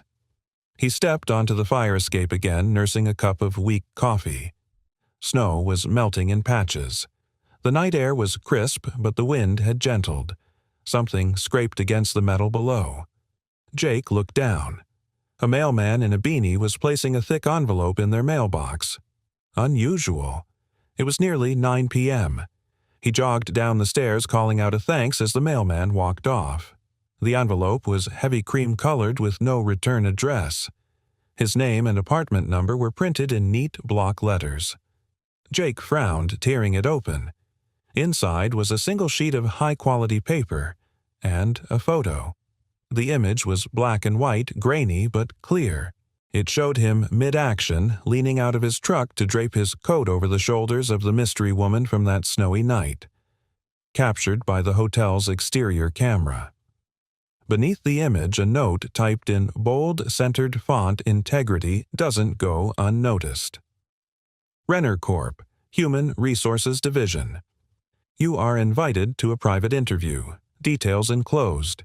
Jake blinked. Read it again. The sheet included a time Friday 10 a.m. and an address, a high-rise building downtown. Dress code business casual. No other explanation, no contact number. Just the invitation and that hauntingly poignant photo. He stared at it long after the wind had died, the stars blinking down like knowing eyes. Renner Corp. He knew the name. Everyone in Marlow did. One of the fastest-growing tech firms on the East Coast. Prestigious. Untouchable. Why him? How did they even get the footage? He glanced back at the photo. There was something almost sacred about it, like a snapshot of a man not trying to be noble, just decent. Jake looked up at the stars again, heart thudding. Some part of him had always believed doing the right thing mattered even if no one ever saw it. But maybe, just maybe, someone had. Jake stood outside the Renner Corp building, gripping the invitation envelope like it might vanish if he loosened his fingers. The high-rise gleamed in the morning sun, glass steel precision, the kind of place that belonged to people who wore tailored suits, not men with grease-stained hands and steel-toe boots. He tugged at his collar. The borrowed shirt was one size too tight, and the blazer loaned from his neighbor Marcus had a faint smell of mothballs. But it was the best he had. Sophie had polished his boots herself that morning, declaring solemnly, "First impressions are sacred, Dad." Jake had smiled, kissed the top of her head, and promised he'd give it his best shot even if he had no idea what he was walking into. Inside, the lobby hummed with quiet luxury. Marble floors, walls of glass, and not a single surface out of place. A woman at the front desk greeted him without looking up. Name, Jake Callahan. I have an interview. She glanced at the screen, then stood. You're expected. Elevators to your left. Floor 31. Conference room C. Jake stepped into the elevator, heart thudding. As it climbed, he stared at his reflection in the brushed metal walls. He didn't belong here. But someone had decided he did. The door to conference room C was ajar. He stepped inside. It wasn't what he expected. No panel of executives. No HR manager with a clipboard. Just one person. Sitting at the head of the long table flipping through a folder was the woman from that night. The woman he'd pulled from the snow. Except now she wasn't shivering or scared. She was composed. Crisp white blouse navy suit. Her hair was smooth and tucked behind one ear, and her expression calm, focused, yet softer than he remembered. She looked up and stood. Mr. Callahan. Jake blinked. You. A flicker of a smile. Yes, me. Please sit. He lowered himself into the chair across from her, unsure if he was still breathing properly. She extended her hand. Emily Renner. Of course. Renner. Renner Corp. Jake shook her hand, calloused palm against polished skin. So, you're the reason I'm here. I am. Silence stretched between them. She broke it first. I owe you an apology. Jake furrowed his brow. For what? For disappearing. For not explaining. For not warning you about what might happen after that night. He shook his head. You don't owe me anything. I didn't help you to get anything in return. I know, she said quietly. That's why it mattered. She folded her hands on the table. I was running away from a very public engagement party where I was expected to smile, agree to a merger I didn't believe in, and marry someone I didn't trust. That night, I couldn't breathe, so I left. Stupid, reckless, but necessary. You didn't ask questions. You didn't try to fix me. You just offered warmth, safety. That night changed me. Jake didn't know what to say. Her voice was steady, but underneath he heard the echoes of exhaustion. I wanted to thank you, she continued, but not with a note. I wanted to do something that mattered. So this he gestured around. This is a job interview, pause. Yes, she said, but it's also a test of my own judgment. I have the authority to hire for a new facilities manager position. My team is expanding. It's not charity.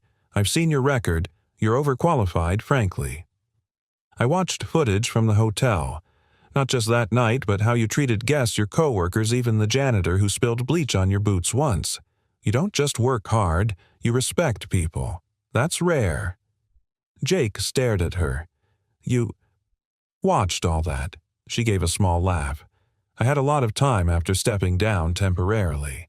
I needed something real to remind me what leadership looks like. He leaned back. And you think that's me? I know it is. He hesitated. I lost my job because I helped you. I know, and I'm sorry. Jake shook his head. I'd do it again. That's not the point. I've never been in a room like this before.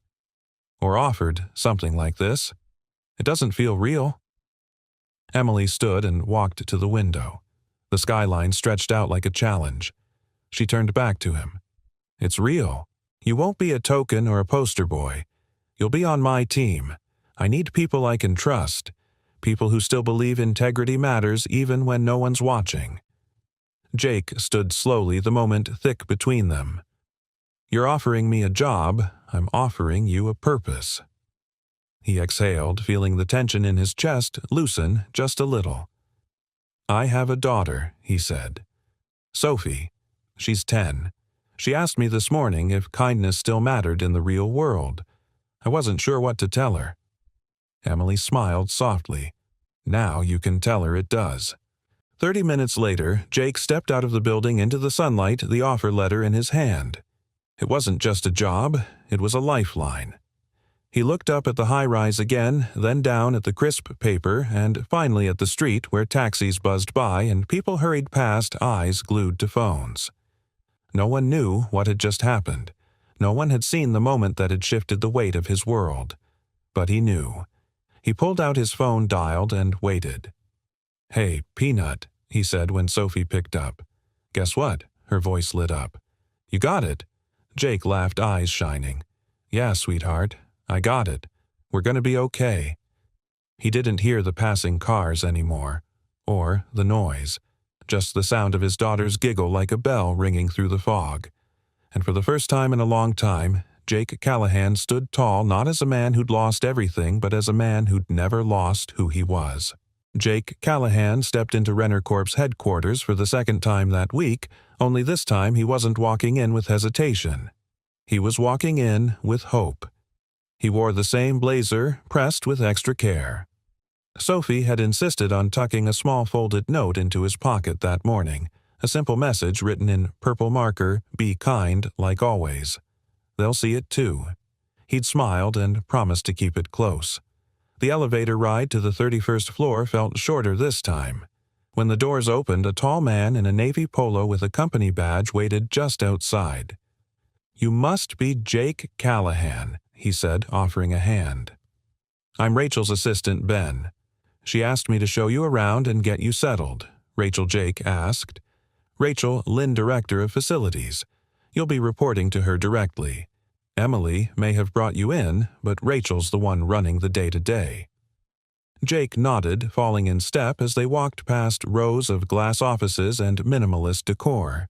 It was all sleek and bright, a far cry from the dim mechanical rooms he'd worked in most of his life. Ben glanced sideways. "Just a heads up, Rachel's sharp. She doesn't say much until she trusts you." Jake smiled. "Sounds fair." They reached a spacious office filled with architectural blueprints, a corkboard of building schematics, and a sleek desk with not a single paper out of place. Behind it stood a woman in her mid-40s with short-cropped hair and a no-nonsense posture. Rachel Lynn. She turned and offered her hand. "Mr. Callahan, I've reviewed your file. Impressive hands-on experience. You were Army Corps of Engineers stationed overseas for a few years." "Yes," Jake replied, shaking her hand firmly. Rachel motioned to a chair. "This won't be a ceremonial role. You'll oversee all internal maintenance staff, handle emergency protocols, vendor contracts, and manage technical inspections. It's a lot of moving parts." "I can handle moving parts," Jake said evenly. "It's the politics I'm rusty on." Rachel cracked a faint smile. "Good. I'll handle the politics. You handle the machines." She handed him a folder. "Your first assignment, review the HVAC maintenance reports. We've had complaints of temperature imbalances on multiple floors. Find the source." Jake opened the folder.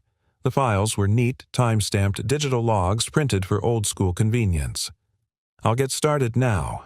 Rachel raised an eyebrow. "You don't want to settle in first?" Jake shook his head. "I'd rather earn the chair before I sit in it." Ben, standing by the door, let out a quiet whistle. 2 hours later, Jake was crawling through a mechanical access tunnel above the 28th floor. His shirt sleeves were rolled up and sweat traced the edges of his collar. But the lines in his forehead had softened not from effort, but from familiarity. This part at least made sense. He found the problem, faulty sensors in one of the balancing dampers, the kind of issue that got buried in reports but drove people quietly crazy in their offices. A fixable thing in an unfixable world. When he climbed down the ladder, wiping his hands on a rag, Rachel was waiting. "You didn't have to do it yourself." Jake shrugged. "I like seeing things up close. Reports don't breathe heat." Rachel paused, then nodded. "You're not what I expected. I get that a lot." That afternoon, as Jake returned to his temporary desk, a modest station tucked beside the break room, he found a small, hand-delivered envelope waiting. The handwriting was familiar. "Jake, thank you for stepping into this new chapter. I know this world can be cold, but if we keep showing up for each other, maybe it won't stay that way." No signature, just the letter E. Jake folded the note carefully and slid it into the same pocket where Sophie's message still rested. 2 notes, 2 reasons to keep showing up. But not everyone was smiling. Across the hall in the softly lit corner office, Bryce Hawthorne stood by the window watching Jake through the glass. Tall, polished, and perpetually holding a phone to his ear, Bryce was everything Jake wasn't born into wealth, educated in boardrooms, groomed for command. He ended his call and turned to his assistant. "Who approved, Callahan?" "Emily brought him in directly," the assistant replied. "But he's reporting to Rachel." Bryce's jaw tightened. "And what's his title?" "Facilities manager. Effective today." Bryce said nothing for a long moment. Then, almost to himself, "Interesting choice. Let's see how long he lasts." Jake, unaware of the scrutiny, was in the break room rinsing out a coffee mug when a man in a button-down shirt and khakis approached him. "You're the new guy," the man said. Jake nodded. "Jake Callahan. Leo Myers. Security. We're the ones who pulled the footage that got you canned." Jake let out a soft chuckle. "You always greet people with that kind of honesty." Leo shrugged. "I figure it's better than pretending we don't know. Word gets around." Jake raised an eyebrow. "And what does the word say?" Leo smiled. "That maybe this place needed someone like you?" Jake studied him for a second, then extended a hand. "Let's hope they still feel that way in a month." Leo grinned. "They will. Just don't let the suits rattle you." Later that night, Jake walked through the front door of his apartment with sore shoulders and a full heart. Sophie ran to him, notebook in hand. "I wrote a new entry for my time capsule." Jake dropped his bag and knelt beside her. "Let's hear it." She cleared her throat dramatically. "Today, Dad started a new job. It's a big building with glass walls and secret elevators. But he's not just fixing pipes, he's fixing people's hearts too, even if they don't know it yet." Jake looked at her for a long, silent second. "You're going to make one heck of a writer someday, Peanut." She leaned in and whispered, "That's 'cause I've got a good story to follow." 3 weeks passed. Jake Callahan's hands were no longer uncertain on the doorknobs of Renner Corp. He walked the marble halls like he belonged not with arrogance, but with earned quiet. His name was now on the staff directory. His ID badge no longer read guest. The security team nodded when he passed, and Rachel Lynn, notoriously hard to impress, had offered him her first unprompted compliment just 2 days ago. You find problems before they start. That's leadership. Jake had gone home that night with an easy grin, flipping pancakes for Sophie while she danced in the kitchen to a classic Motown playlist. It felt like life was mending brick by brick. But even as the rhythm smoothed, tension simmered beneath the surface, mostly in the form of Bryce Hawthorne. Jake had seen him once at a shareholder mixer he wasn't meant to attend, and once in the elevator where Bryce had offered a cool, dismissive nod. The kind of look you give a man you're waiting to outlast. Jake wasn't intimidated, but he wasn't naive either. Late Friday afternoon, Jake was in the boiler room with Leo Myers checking the sensor system for floor-wide pressure variance. Leo leaned on the railing, sipping a protein shake. "So, rumor is you're making friends upstairs." Jake chuckled. "I didn't know I was playing politics." "You're not. That's why people like you, but it's also why guys like Hawthorne don't." Jake paused mid-adjustment. He say something. Let's just say there's chatter about questionable hires and overreaching executives. Some folks don't like that Emily brought in someone from outside the pedigree. Jake tightened the valve. Then maybe it's time someone reminded them that decency still matters. Leo grinned. "I like you, Callahan. You don't flinch." Jake gave him a look. "I flinch. Just not where they can see it." That evening, Jake received an email from Emily's office, brief as always. "Jake, would you be willing to stop by my floor at 6:15? Don't worry, it's not a reprimand." Jake stared at the screen for a beat before replying simply, "Ernim." At 6:15 sharp, he stepped into Emily Renner's corner office. It was the first time he'd seen her since the day of the interview. She stood by the wide windows silhouetted by the gold-pink hues of a setting sun. Her blazer was off sleeves, rolled up hair slightly undone like she'd been thinking too hard to worry about appearances. "Come in," she said, gesturing to a pair of chairs by the fireplace. He sat. She handed him a glass of water, then sat opposite, crossing one leg over the other. "Thank you for coming." Jake nodded. "Everything all right?" She smiled, small but sincere. "I've been watching." Quietly. "You've made quite an impression, Mr. Callahan. Rachel speaks highly of you. HR says complaints have dropped significantly.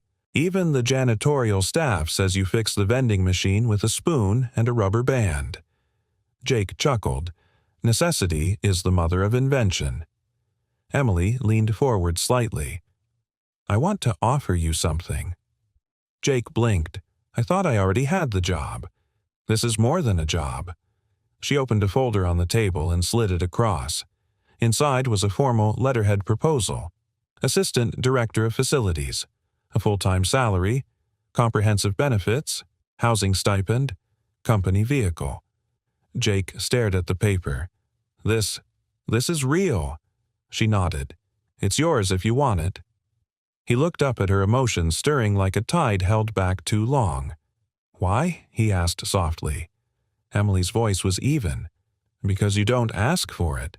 And because people like you are why this company should exist. We've spent too long building everything on image and projections. You bring reality, reliability, humanity." Jake looked back down at the offer. "I don't know what to say." "Say yes," she said simply. Outside the building, 20 minutes later, Jake sat in his truck staring at the city skyline. The lights twinkled like silent witnesses.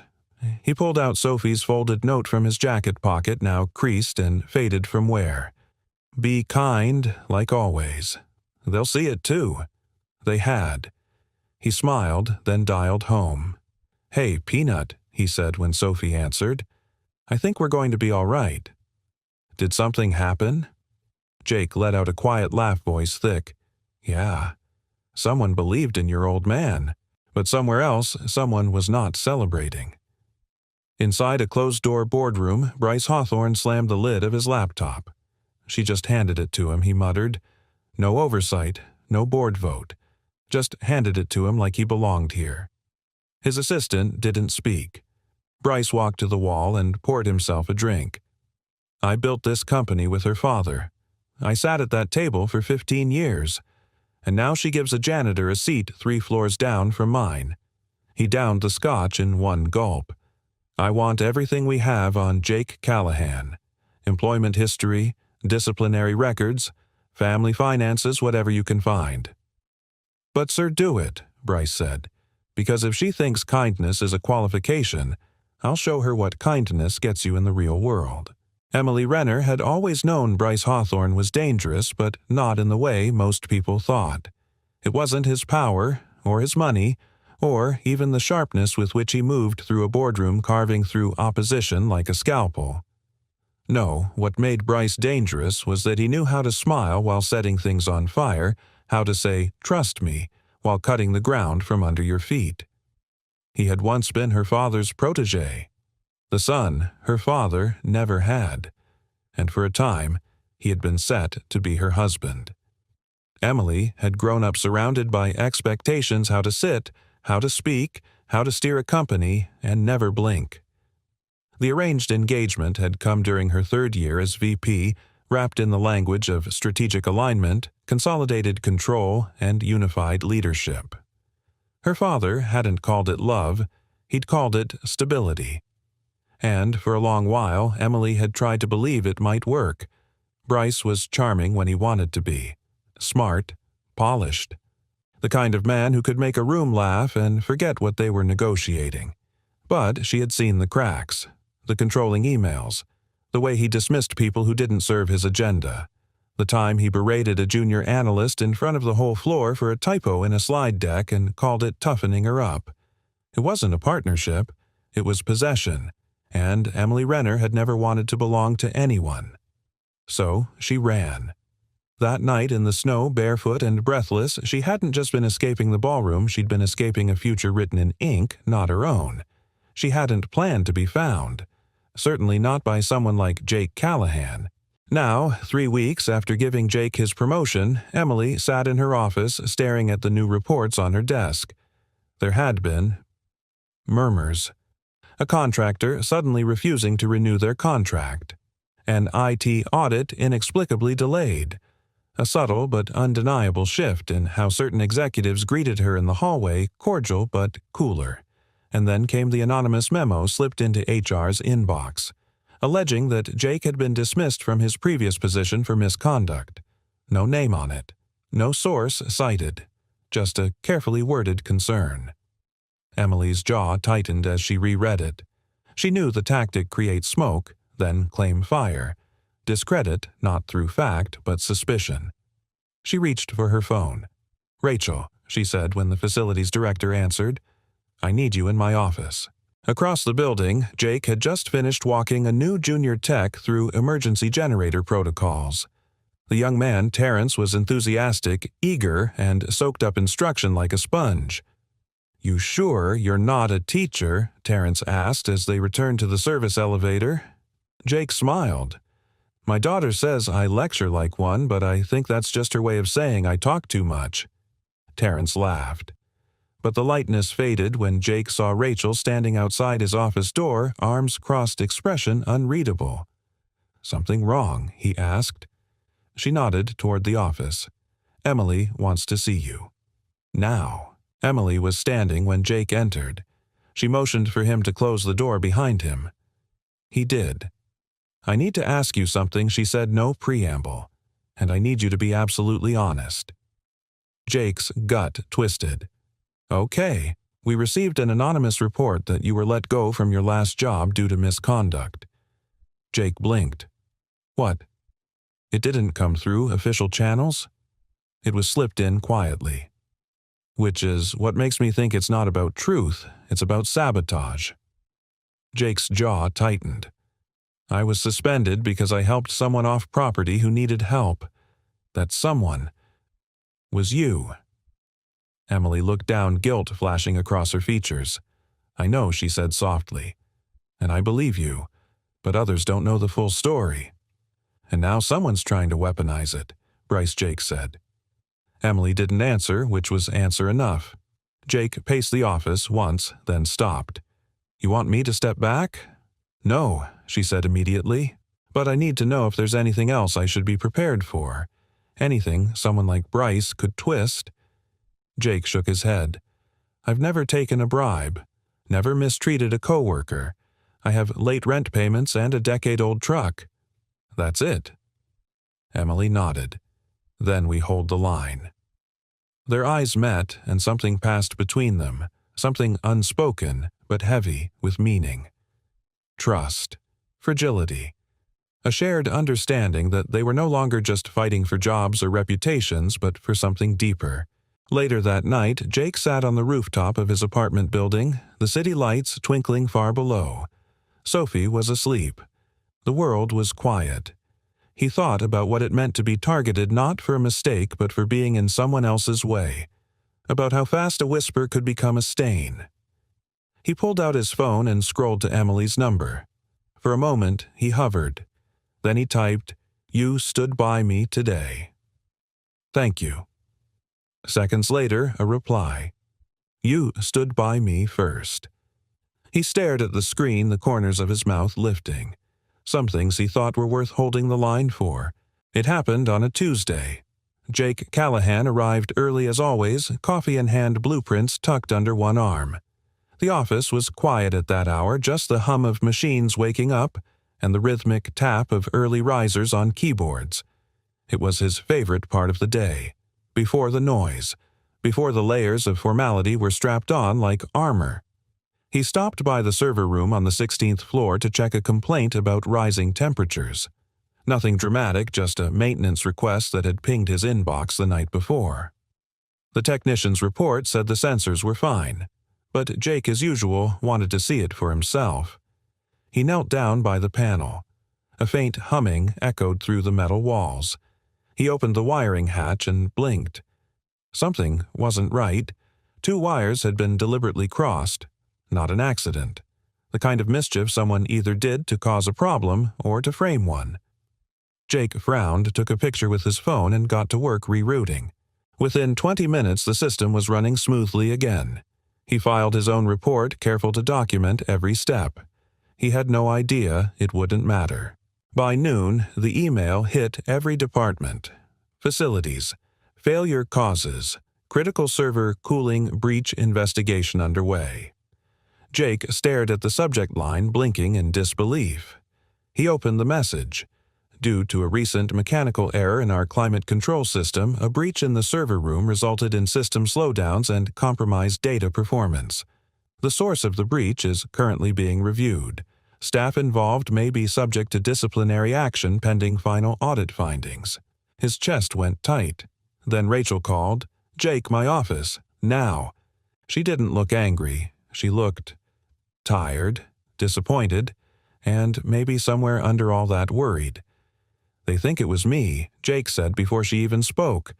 Rachel didn't deny it. "Bryce escalated the issue before I even saw the report. He's already spoken with legal. He's recommending immediate suspension." Jake sat down hard. "You know, I didn't do this. I do. But the wiring configuration, it matches your access code from earlier this morning. The audit team sees that and assumes sabotage or negligence." Jake pulled out his phone and held it up. "I documented the error. I filed a full report. I even photographed the crossed wires." Rachel took the phone, scrolled, nodded. "I'll forward this to Emily. She won't let this stand." "I hope you're right," Rachel said quietly, "because you've got a target on your back." Jake left the building not as a respected assistant director, but as a man under review. He didn't go home right away. He drove to a park near the edge of the city, parked by a faded baseball field, and sat under the same tree where he'd once taken Sophie for picnics. Everything he'd rebuilt after Mandy died, after losing his job, after nearly losing hope, felt like it was unraveling all over again. Only this time, someone had made it unravel. He ran a hand down his face and tried to breathe through the rising fury. He wasn't a man given to rage, but this was injustice, carefully packaged. He thought of Bryce smug in a suit sipping something expensive behind a polished desk. He thought of Sophie waiting for her father to keep a promise that kindness could still win. He thought of Emily and whether she'd stand up now that it might cost her more than just opinions. That evening, Emily sat at the head of the boardroom table, her back, straight eyes, sharp. Bryce paced the carpet like a cat sizing up a cornered bird. "I've spoken with legal," he said, voice smooth. "We can't afford to look weak on this. The contractor we lost last week is already on social media questioning our safety standards. Callahan is a good story gone wrong. We end it quietly." Emily leaned back, folding her hands. "You seem very invested in this outcome, Bryce." He smiled. "I'm invested in protecting this company." Emily stood. "Then you should know Jake filed a maintenance report and photo evidence before the breach alert even triggered. He fixed a problem someone else created." Bryce's smile faltered just for a beat. Emily stepped around the table, facing the entire board. "We've spent years talking about integrity, innovation, responsibility, and then we're given a man who lives those values, and the first sign of friction we fold." Someone on the board cleared his throat. "Emily, we need to be cautious." "Optics." She turned to him. "Optics matter, but truth matters more. Jake Callahan didn't cause that failure. He caught it, repaired it, reported it, and Bryce knew that before he pushed for disciplinary action." All eyes turned. Bryce's jaw clenched. "That's a dangerous accusation." "No," Emily said. "What you did was dangerous. And I won't be complicit." She slid a folder across the table. "Jake's documentation, his timestamps, his full maintenance report. I'm reinstating him. Effective immediately." Bryce laughed brittle. "You're going to risk your leadership over a janitor in a blazer." Emily met his gaze. Steady. Calm. "No, Bryce. I'm going to protect my leadership by reminding everyone what it's supposed to look like. Jake got the call later that night. It was Rachel. "You're cleared. Full reinstatement, no suspension." Emily called the board's bluff. Jake sat down slowly on the edge of his bed. "Thank you." "You earned it," Rachel said. Then after a pause, "And Jake, she didn't just fight for you. She believed in you. That's not something Emily Renner does lightly." Jake looked out the window, the city lights glimmering like distant fires in the dark. "She believed in me because someone needed to," he said quietly. And in that moment he realized this wasn't just about keeping his job. It was about defending the kind of man he refused to stop being. Emily Renner stared at the reflection of herself in the floor-to-ceiling window of her private office, arms folded, spine rigid. The city spread out below her like a puzzle she'd spent years assembling, piece by calculated piece. And yet, for all her careful building, one man had shaken it to its foundation. Not Jake. Bryce. Again. He had done what he always did, hid behind procedures, wielded influence like a scalpel, and expected silence to follow. But this time, the silence was hers to break. The fallout from the sabotage scandal hadn't gone quietly. Though Jake had been cleared, whispers still clung to the edges of the building like fog that refused to lift. Several board members had sent concerned but polite emails about Emily's emotional investment in a facilities manager. One even suggested she take a temporary leave until the matter settled. It was coded language. What they meant was step aside, let the men clean this up. Her father would have told her to do it. Her grandfather would have ordered it. But Emily... She straightened her shoulders, opened her laptop, and began writing a speech. The following Monday, Renner Corp's quarterly town hall filled the company auditorium to the brim. Employees from every department filed in: HR, IT, marketing, janitors, developers, security. Jake slipped in quietly and took a seat in the third row beside Leo. He didn't want attention. He only wanted to know what was coming. Rachel sat 2 seats over, arms crossed, eyes narrowed at the stage. At exactly 10:00 a.m., the lights dimmed and Emily walked on stage. She wore no microphone, no prepared slides, just a navy dress, a steady gaze, and a voice that didn't need volume to command silence. She stood alone behind the podium. "I wasn't going to speak today," she began, "but something's changed, and it deserves light." The room quieted further. Even the clink of coffee mugs faded. 3 weeks ago, a man in this building, one of our own, was accused of a critical error. An internal investigation cleared him, but not before damage was done. Not to our servers. To something more valuable. She paused. To trust. Jake lowered his gaze, heart pounding. This man, Jake Callahan, was brought here by me. Not because of his resume, but because of his character. Because in the middle of a storm when I had nothing to offer him, not a name, not a reason, he helped me. Without condition, without pride, without expectation. There were murmurs. A few turned to look at Jake. Emily continued. "When I gave him a position at this company, I expected competence. He gave us excellence. I expected quiet work. He gave us morale. And when someone tried to discredit him with a manufactured crisis, I realized something critical. Renner Corp is at a crossroads." She stepped around the podium, no longer hiding behind it.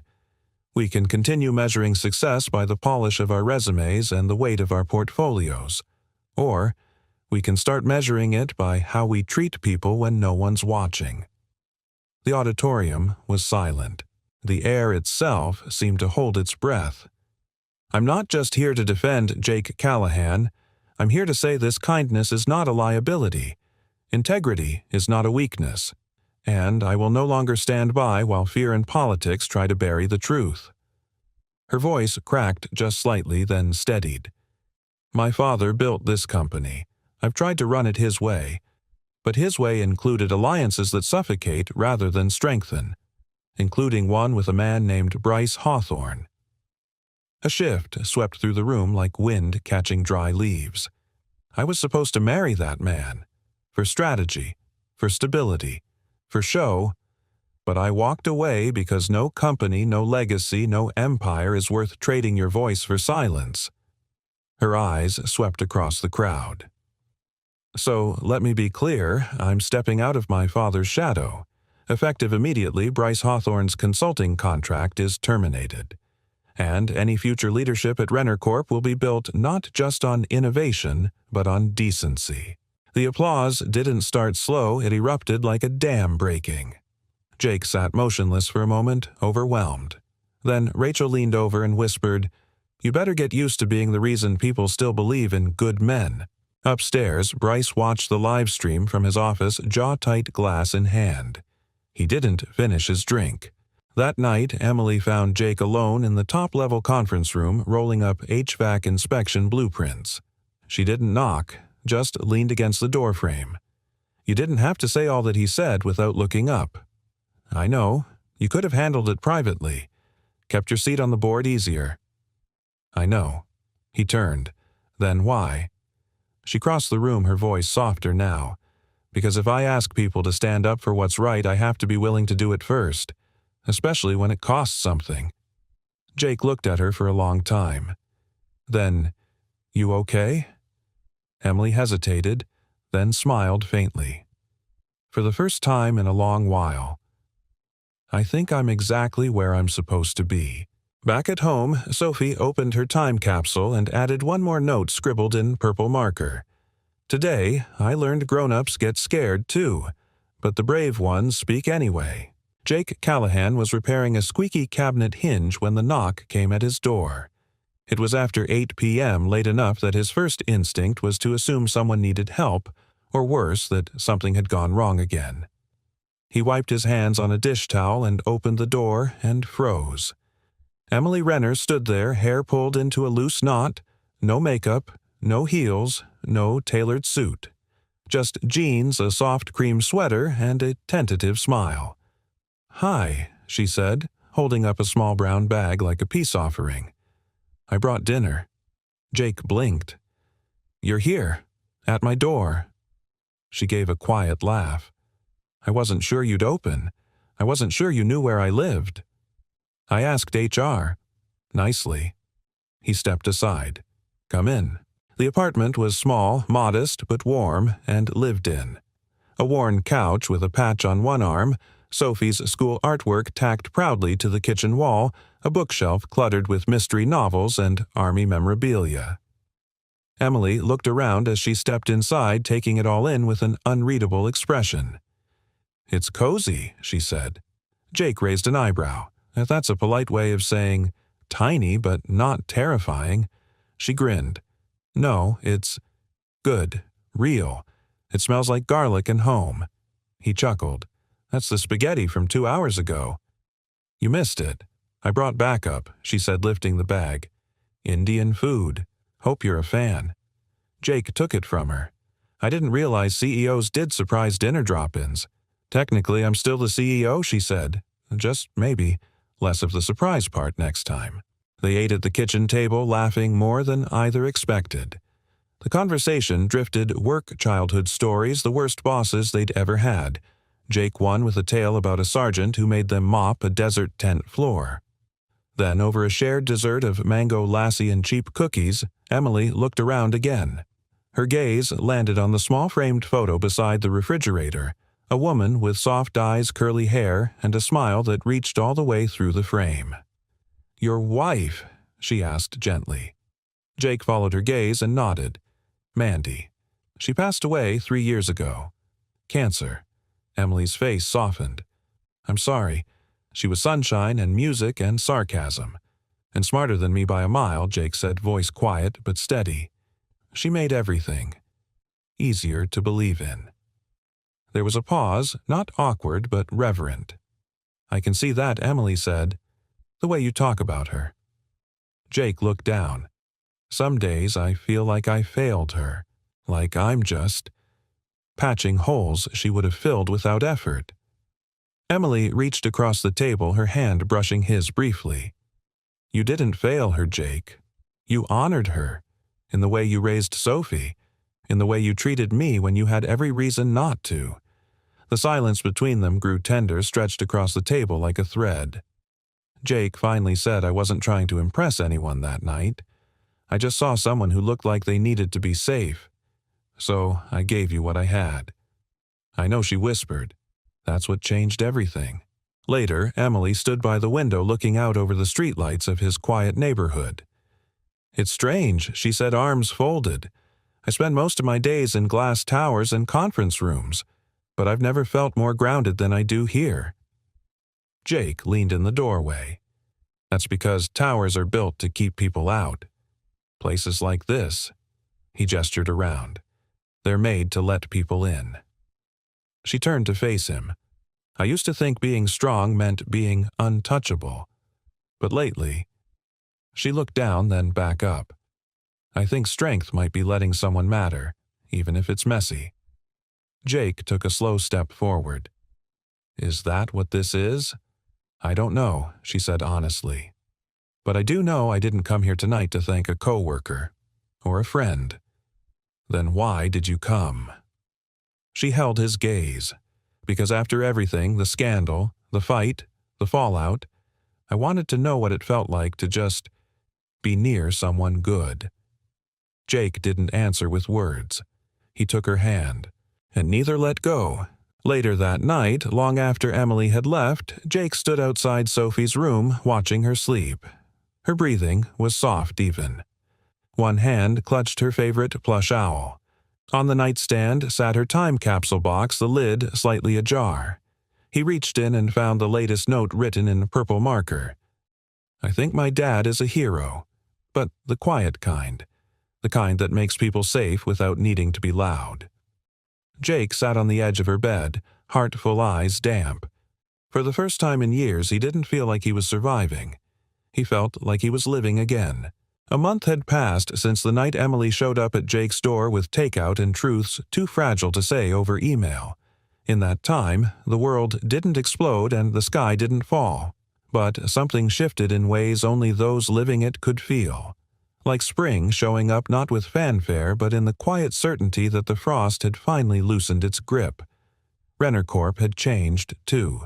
The company newsletter now included a column titled Good News at ground level Jake's idea celebrating unseen acts of everyday decency. The maintenance team got new uniforms with their names stitched properly across the chest. For the first time in years, the facility's crew felt like a part of the future, not a relic of the past. And in the executive offices, Emily walked differently now. Not heavier, not harder, but clearer. She no longer asked permission to lead the way she believed in.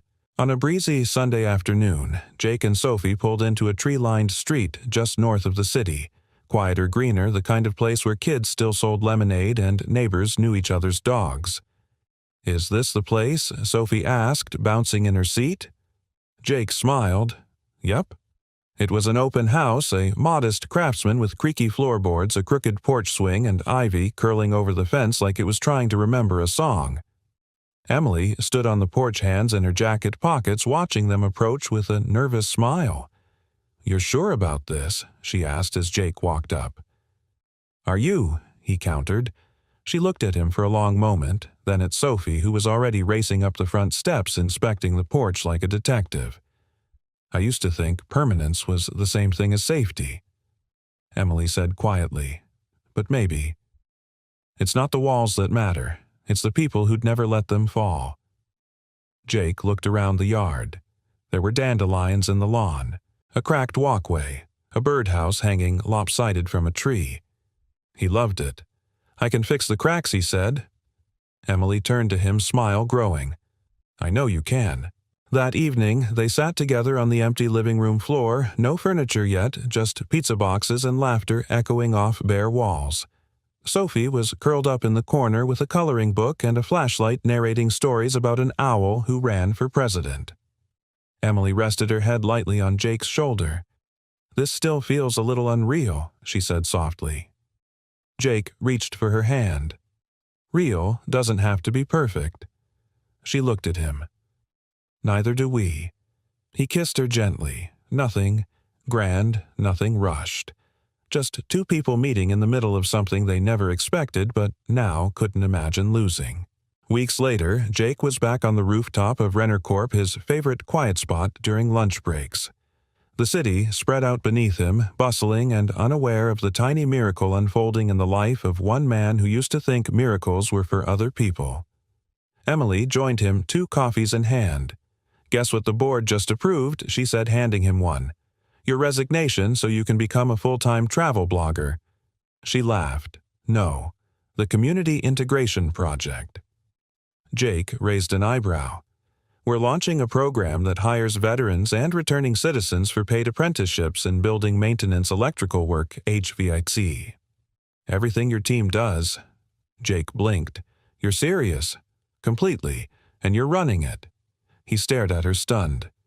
"Jake, I want what you taught me to live past just you and me. This isn't just about fixing buildings. It's about rebuilding people. The way you did with me, with Sophie, with yourself." Jake looked down at the coffee cup in his hand, then back up at the woman he once handed a coat to without knowing her name. "You really don't do things halfway, do you?" Emily smiled. "Not anymore." On the night they signed the papers for the new house, a storm rolled in, nothing violent, just rain against the windows and thunder like a low lullaby. Sophie, now officially in her new room, taped one last message to the inside lid of her time capsule box before sliding it under the bed. Kindness is the quiet kind of magic. It doesn't ask to be seen, but it always shows up when it matters most. And downstairs, with the lights low and the world softened by rain, Jake sat beside Emily on the old couch they'd brought from his apartment, the one with the stitched-up armrest and a history of watching hope return. They didn't speak much. They didn't have to. Sometimes the most extraordinary endings aren't loud or dramatic. Sometimes they're just two people sitting close, holding hands, finally warm after a long storm. If this story touched your heart, it's because you believe in the quiet strength of kindness too. The kind that holds steady, shows up, and changes the world not all at once, but one life at a time. We'd love to know, where are you watching from? Drop your city, state, or country in the comments below. It's always amazing to see how kindness connects us across the world.